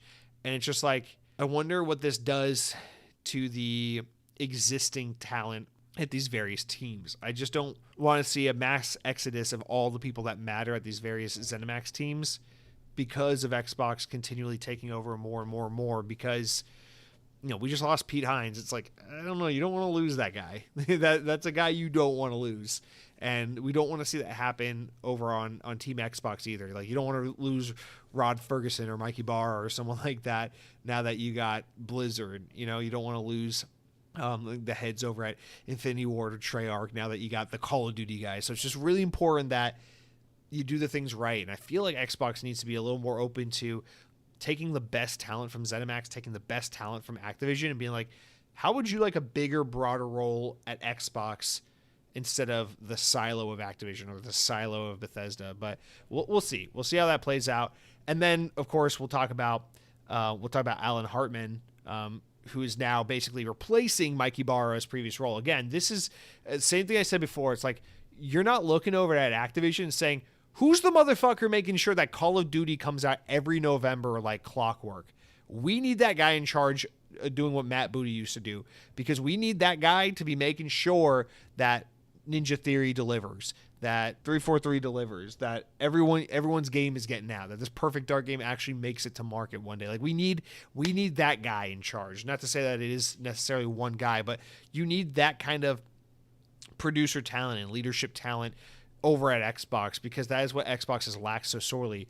But that being said, if they did have to pick an internal Xbox guy to take that job, it sounds like they got the right guy, because if there's one Xbox property that you can't argue always comes out like clockwork, always great dev cycle, always excellently produced, fully finished, fully polished, beautiful, full-fledged game kind of thing, it's always the Forza games, right?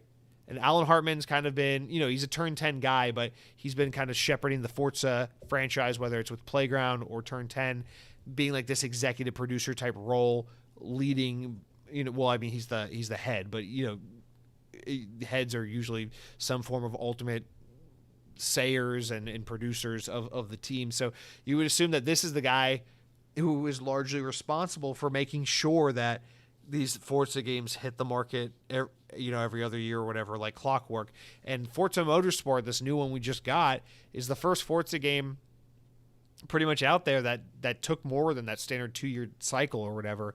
And that was because this game is more of a Forza platform and less of just a new Forza entry. But I mean, like, if you're going to have a guy come in and take this role internally at Xbox, you want the guy that's known best for delivering. And even during Xbox's driest years, where no games during the Xbox One generation, we were always getting Forza Horizon 3, Forza Motorsport 6, Forza Horizon 4, Forza Motorsport 7. Like, that shit was always coming. Like, the pipeline, that was their Call of Duty. That was their thing that they always managed to deliver on. So it sounds like they got the right guy in that regard. But this guy's also been in charge for Fable for the past few years, and I wonder if he was put in charge of Fable a few years ago because of the development woes that Fable has been experiencing. But now that he's in a more broad role, I guess we get to see, like, what happens now when he goes over to State of Decay 3 and says, like, what's going on over here? And when he goes over to Playground and is like, what's going on with Fable and all these things. And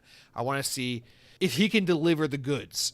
It's hard to say, because so many of the games that are in active development right now have been shepherded thus far under Matt Booty's leadership. But I don't know. I feel like it sounds like they got, at least on paper, a good guy for the job. And we'll see if he continues to grow. He's out of this. He's out of an individual team now. Now he's kind of spearheading and leading, shepherding the teams as a whole. And that's a huge promotion for this guy. But man, I really hope time proves that they got the right guy for the job, because that is, in order for Matt Booty to execute on his job, they need a good guy in this plan, in this position.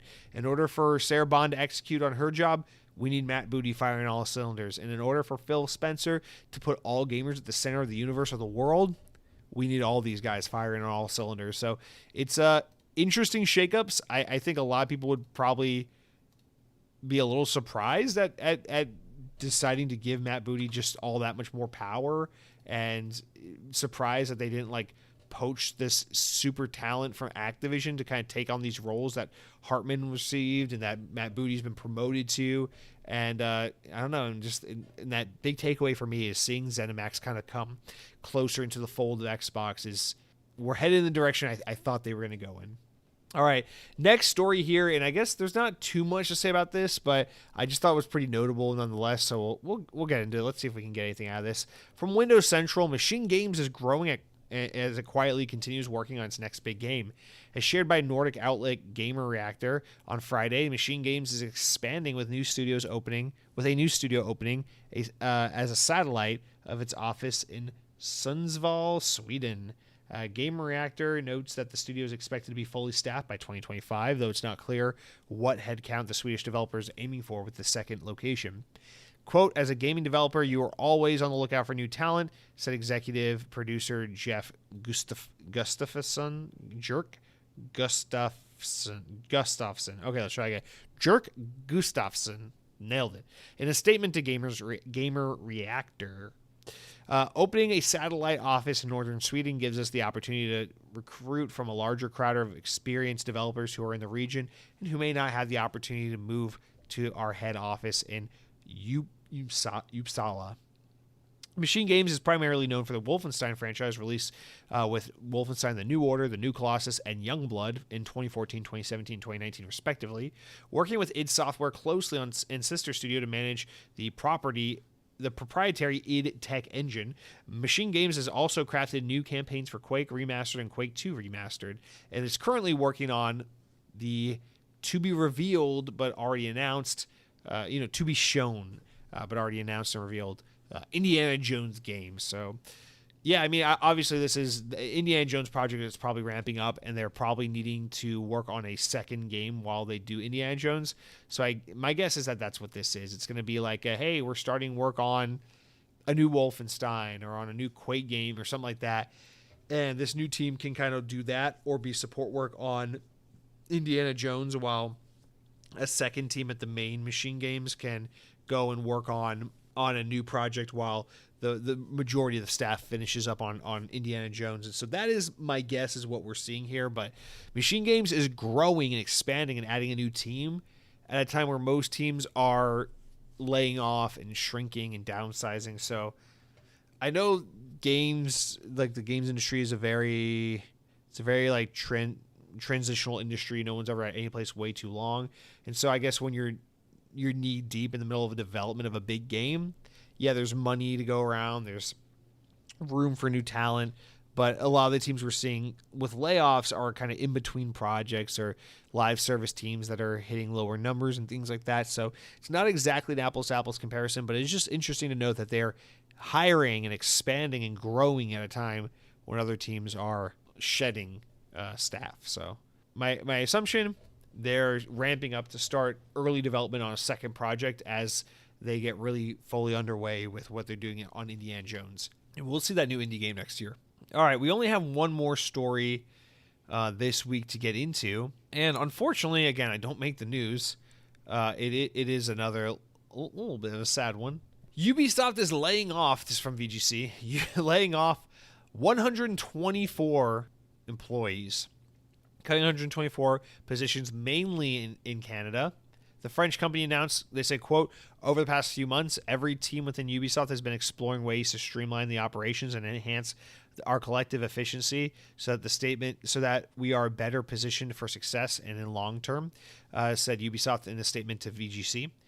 In that context, today we announced that we are reorganizing our Canadian studios' general administrative functions and reducing headcount at Highbridge, our VFX studio in Montreal. And we are also our global IT team, which impacts 124 positions overall.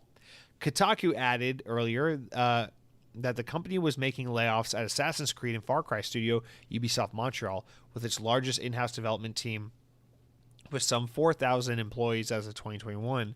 These are not decisions that we take lightly, and we are providing comprehensive support to all of our colleagues who will be leaving Ubisoft during this transition, Ubisoft said in a statement. We also continue to share our utmost gratitude and respect for the many contributions to the company, as the restructuring does not affect our production team. In September, the company announced that they plan to close its Ubisoft London mobile team, which is best known for the Hungry Shark series, and a move that took 54 staff off the list. Ubisoft said in January that they wanted to take some €200 million in cost cuts over the next 2 years through targeted restructuring, divesting, and some non-core assets that usual natural attrition, while adding that it will continue to look for hiring talented people for its biggest brands and live services. In an update last month, the publisher said with the continued tight control of recruitments as well as targeted restructuring, the total number of employees worldwide stood at 19,410 at the end of September 2023, compared to the 20,729 at the end of September 2022. So they had shed over 1,000 staff at that time. Job losses across the games industry have been widespread this year. Companies impacted by layoffs this year include Xbox Game Studios, Epic Games, Sony Interactive, CD Projekt Red, Unity, Riot Games, Blizzard, Crystal Dynamics, BioWare, Striking Distance, Team 17, Frontier Developments, and Telltale Games. That's right. Remember, a lot of this kicked off with Microsoft as a whole laying off 10,000 employees. That was, late last year was that? Man, it's already been that long. Holy shit. No, it was like the beginning of this year. So, and it's only gotten worse and worse throughout the year with these teams. So yeah, I mean, it's kind of hard because it's like, what is there to say that hasn't already been said? We don't get the intricacies of the severance packages and things like that. So we don't know how well or not well Ubisoft is handling these layoffs, like some of these other teams have kind of outlined. But nonetheless, same as always, sad as fuck to see. Hopefully these people land on their feet and end someplace better. And, it's just kind of hard to say, where it's like, we've talked about this every week, it feels like, for the past few months. And it's just so weird. We got like this record breaking year, amazing game after amazing game coming out, one after another. And it's juxtaposed against this constant news flow of, yeah, this team's got layoffs and this publisher's laid off. And I think the industry is just in such a state of flux right now, with things changing so much, where it's just, I think because times are tough, quote unquote, in terms of this like arbitrary uncertainty that is felt universally, and with it being a bad time to borrow and invest money because interest rates are so high, and just it's a time where everyone's saying, watch the market, things are about to get bad. It's like this thing where companies are kind of playing it safe by saying like, hey, things are getting weird and we just got to play it safe. So we got to downsize so that we're positioned well to weather any potential storm that may come our way. And it's shitty because no matter how many times you say it's all business, or we're doing this for the good of the company, or, hey, we lay off 124 people today so that we don't have to lay off the whole team tomorrow. I get it. It's business. You do what you got to do. But at the end of the day, it's never not shitty to lay off 124 people. It's never not shitty that the story every day is like, Fortnite just reached 8 trillion players, and the new Call of Duty made $1 billion despite being DLC, and Ubisoft's new Far Cry game is an Avatar game, and it looks awesome. And then the news is, but all these people lost their job, and all these people lost their job, and these people don't have health care, and these people got lost their vesting in the company because Bungie fucked them over. And it's like this story just keeps happening again and again and again, and it's like, man, there's got to be a better way than this. And I know, generally speaking, the games industry is very transient. It is very like project to project. Most people don't just stay in one place for too long. You go from one team to another, one game to another. But still, it's like people need security and comfort. And they need to know that, when you have a job, that you're going to be able to pay your rent or your mortgage, and that you're going to be able to feed your kids and take care of yourself if a medical emergency or financial emergency were to come its way and burden you. And like this way of doing things is not sustainable. It's just weird to have record breaking year, best game, 9 out of 10, money out the ass, and then layoffs. And it's just, I don't know, it just looks fucking weird, man. It's just a weird ass time we're in. I know next year is going to be different. I know a lot of what makes 2023 so special is here are all the games that were perpetually delayed during the pandemic, and here are, just a lot of good things are lining up. It just happens to be one of those years.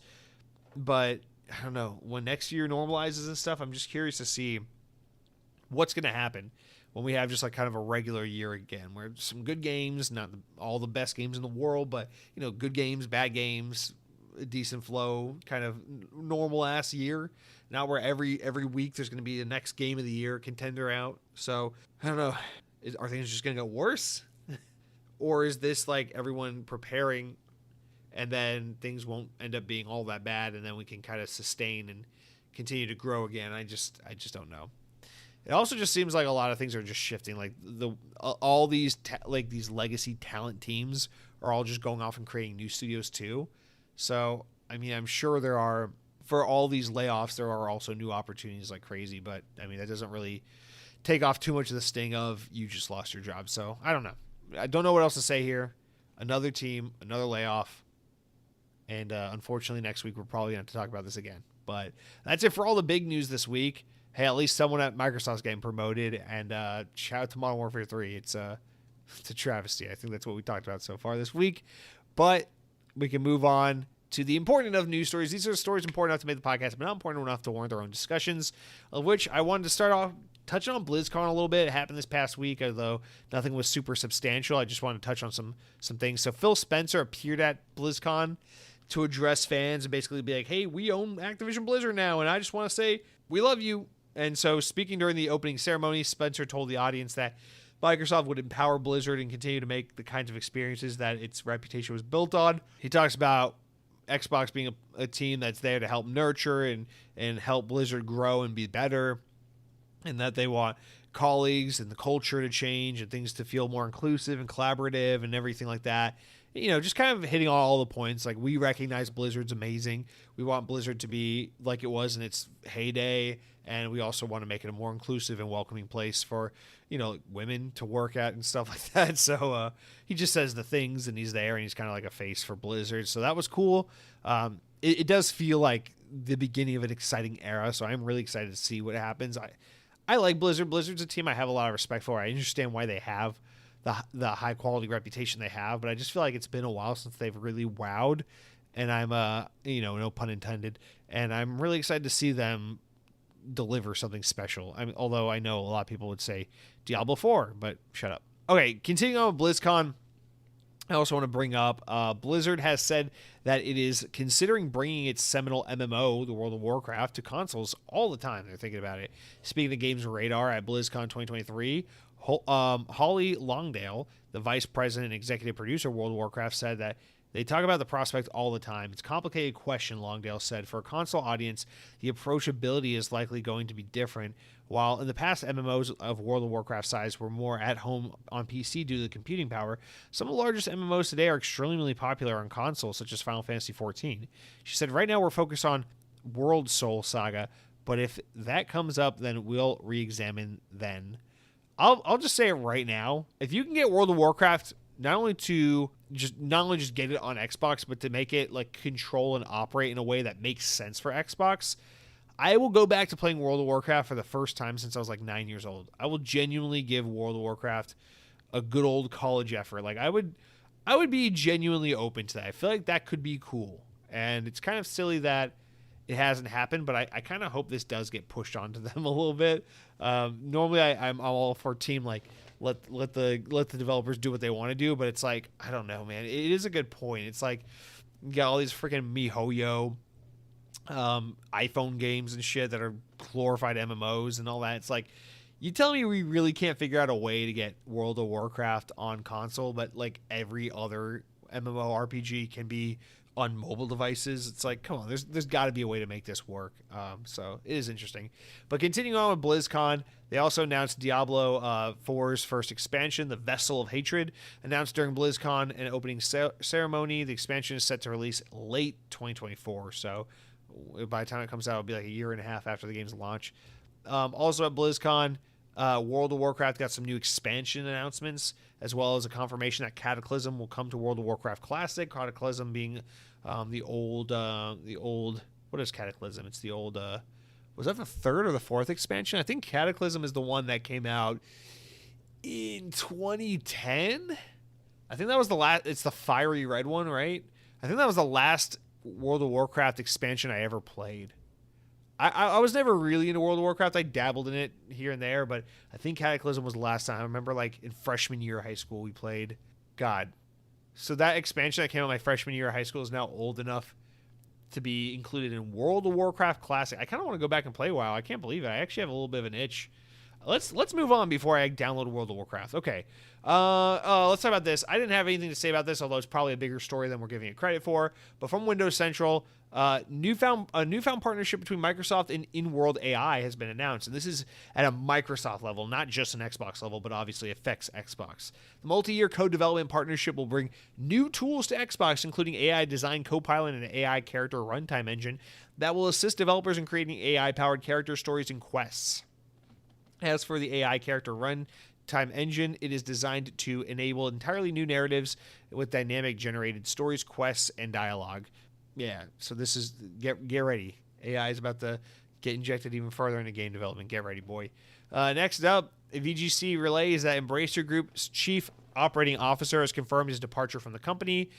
Egil Strunke has shared the news earlier in the week and claimed that he left the holding company, which owns many game developers such as Gearbox, Crystal Dynamics, etc.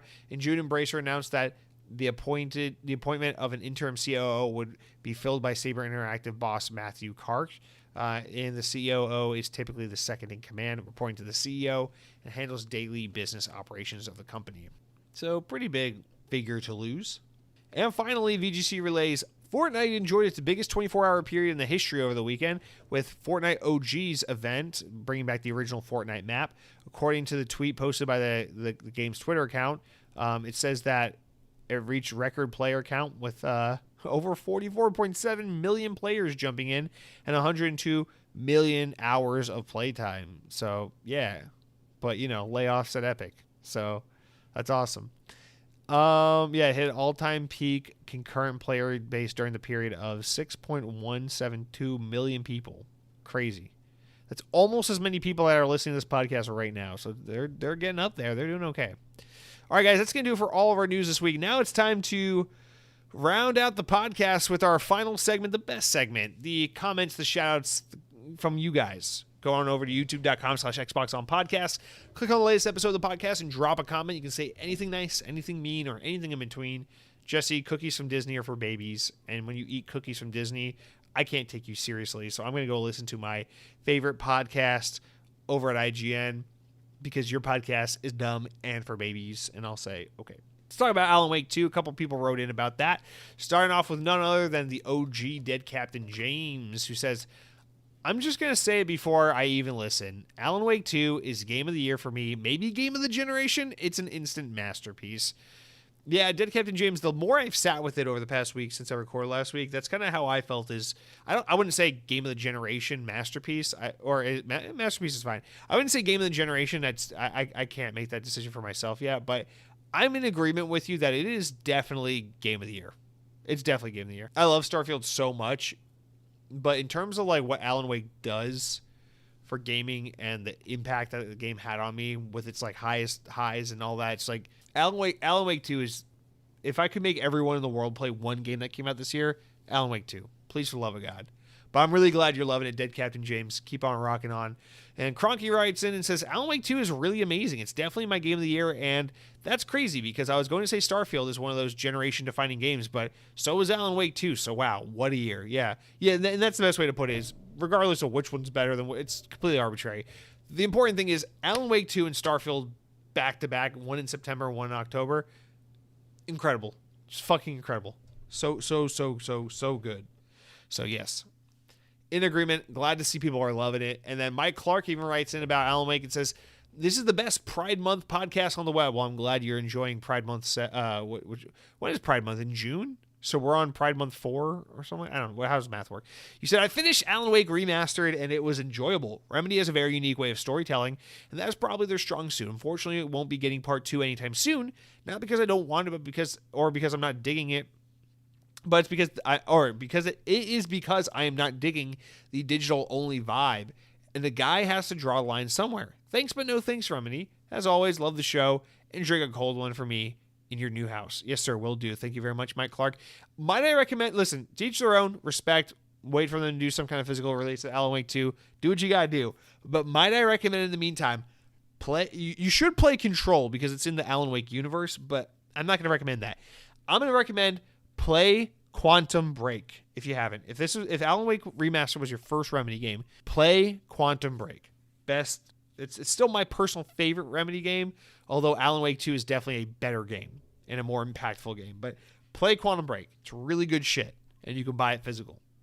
And Lance Reddick is in the game. May he rest in peace. And he holds a Microsoft Surface tablet in a lot of the cutscenes. That's all I'll say.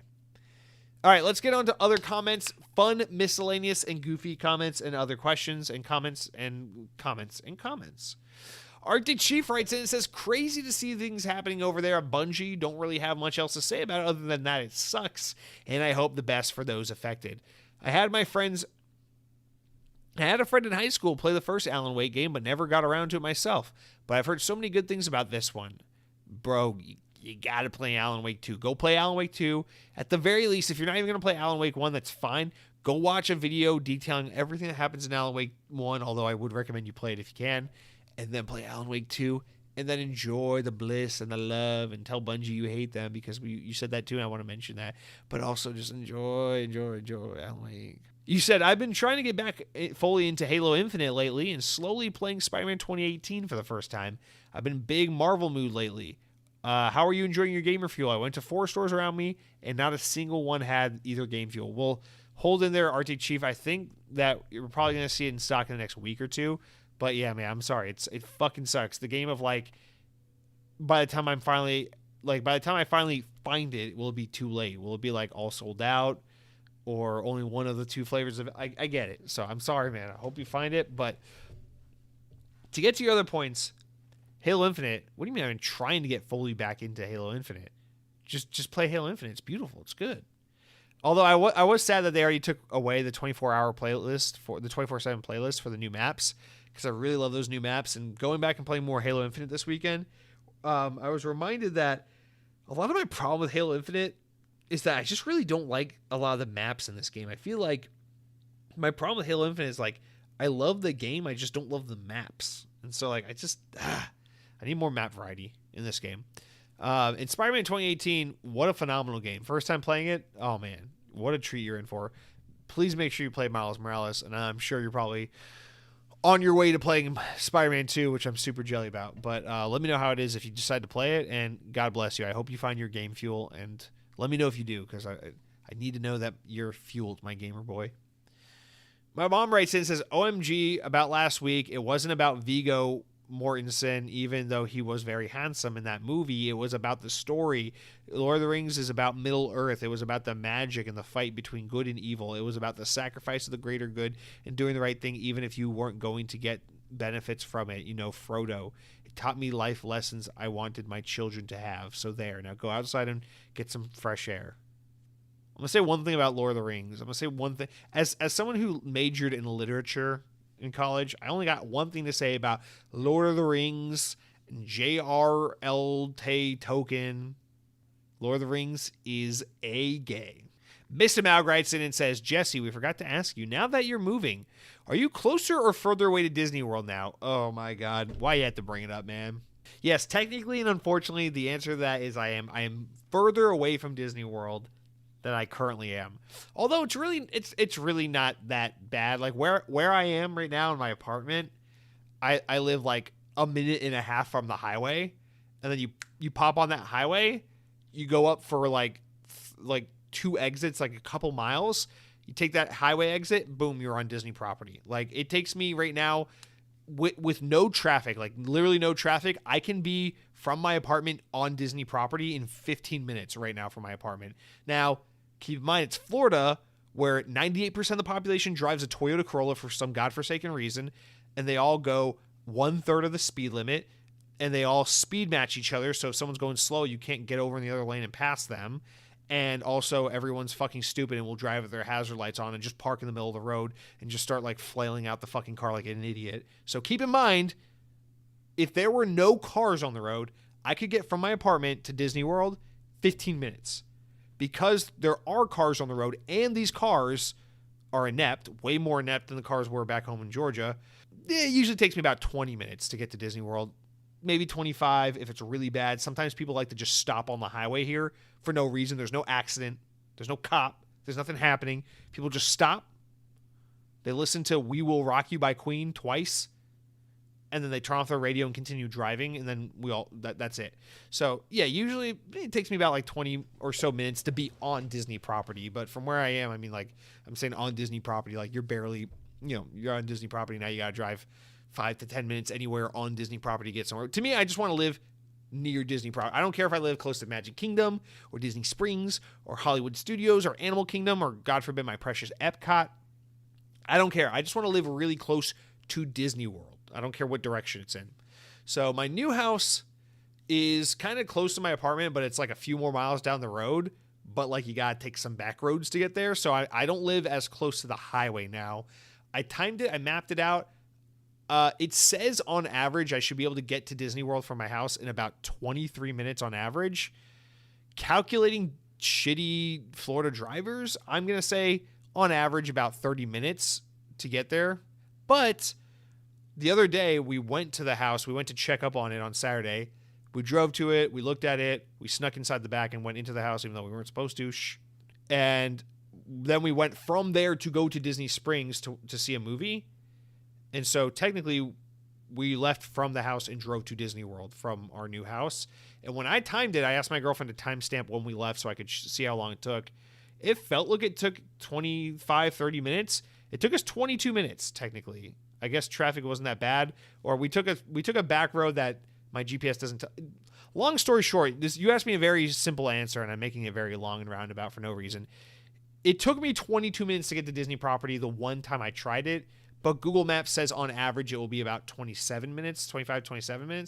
So I'm just going to say 25 to 30 minutes to be safe, but we did technically achieve 22 minutes from my new house to Disney World. So a little further away than I wanted it to be. Originally, we were going to buy a house with a different builder in a different community that was closer to like the Animal Kingdom side of Disney property.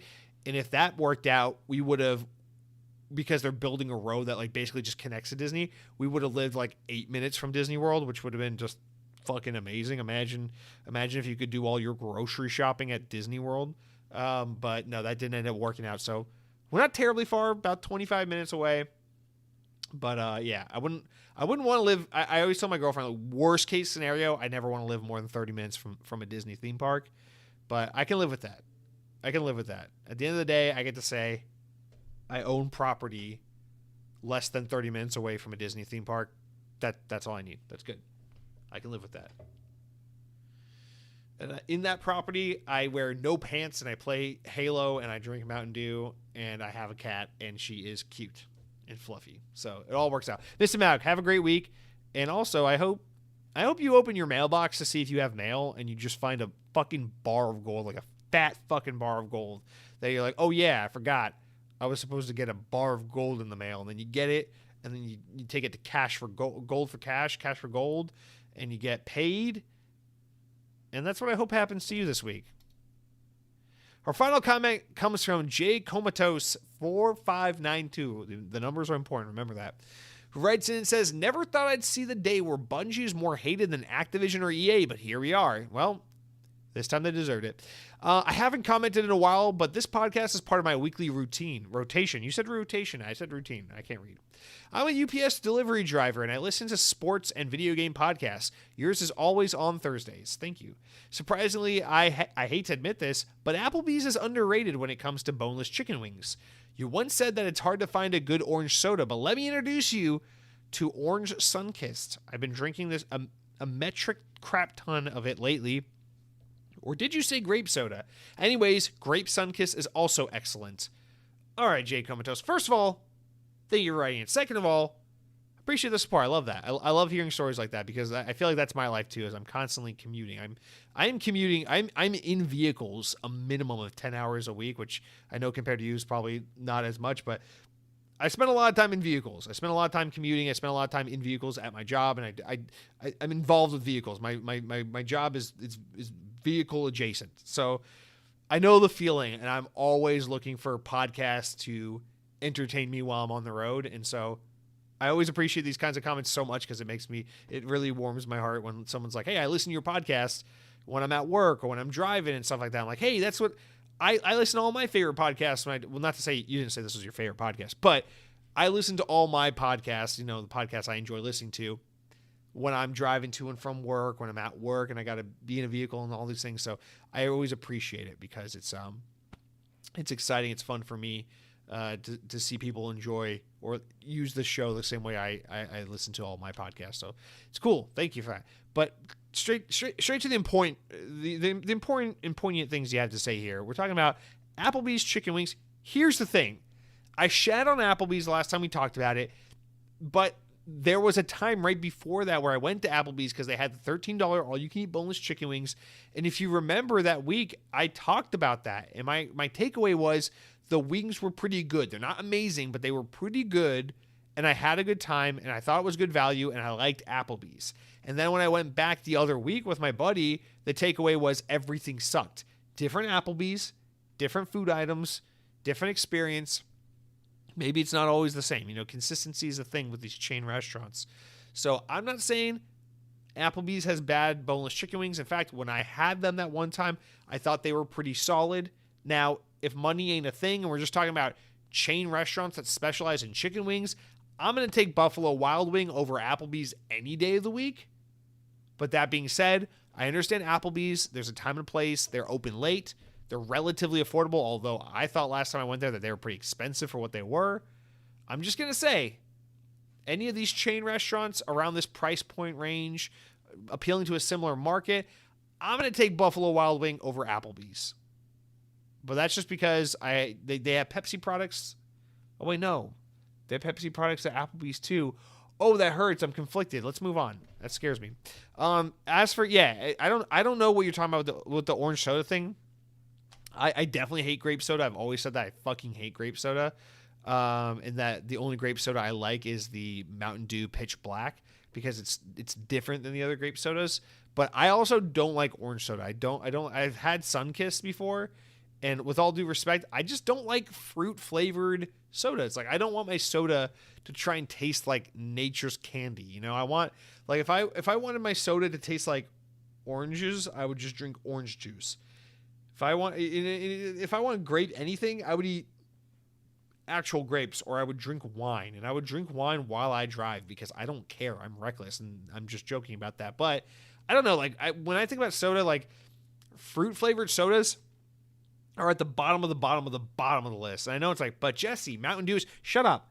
Mountain Dew might say Dew with a surge of cherry. Code Red is just cherry Mountain Dew, and the new one is mango Mountain. No, it's all bullshit. No Mountain Dew flavor tastes like fruit. It tastes like Mountain Dew.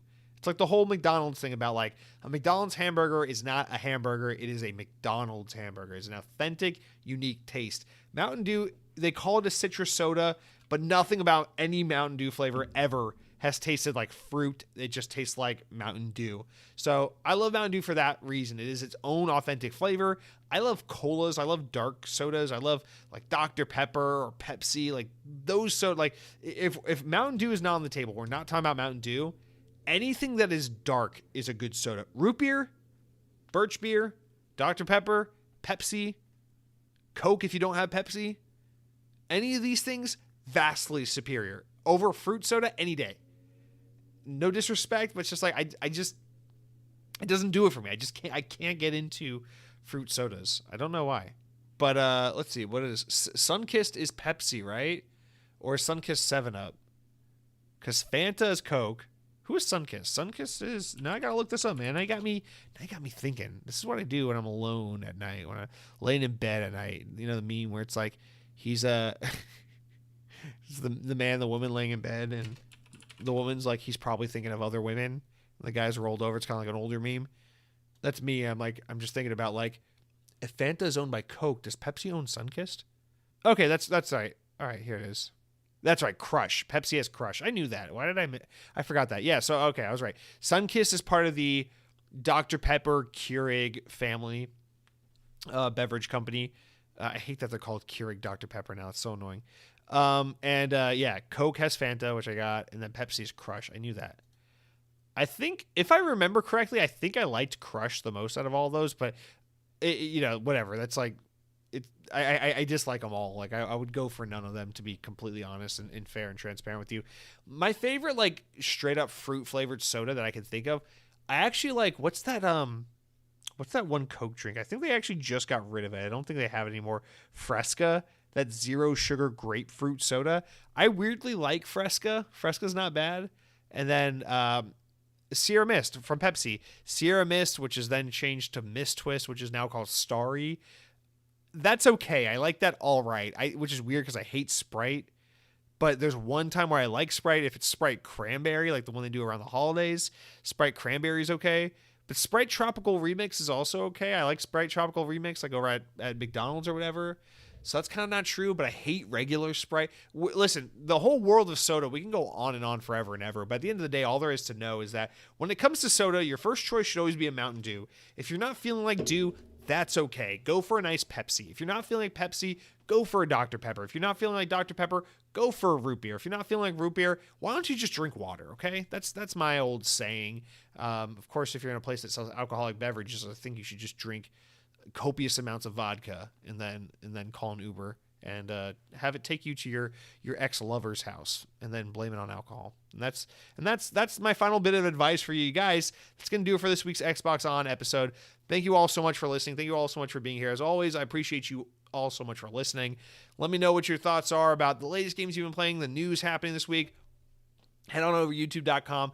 Click on subscribe, comment on the latest episode. If you're listening through a podcast service, please, for the love of God, leave a 5-star review and nothing less. If you feel any inclination to do 4.5 stars or lower or anything like that, just save yourself the trouble. Don't even leave a review. There, I'm doing you a favor by not making you leave a review. But if you do want to leave a 5-star review and talk about how amazing I am, then go ahead and do that. Tell them how I'm so much better than all the big Xbox podcasts that have more than 5 subscribers. And until then, have a great week. Be well. Take care. Be safe. Eat delicious food. Play some video games. Spend time with people you love. Spend time with kitty cats and doggies you love. And until next week, power your dreams.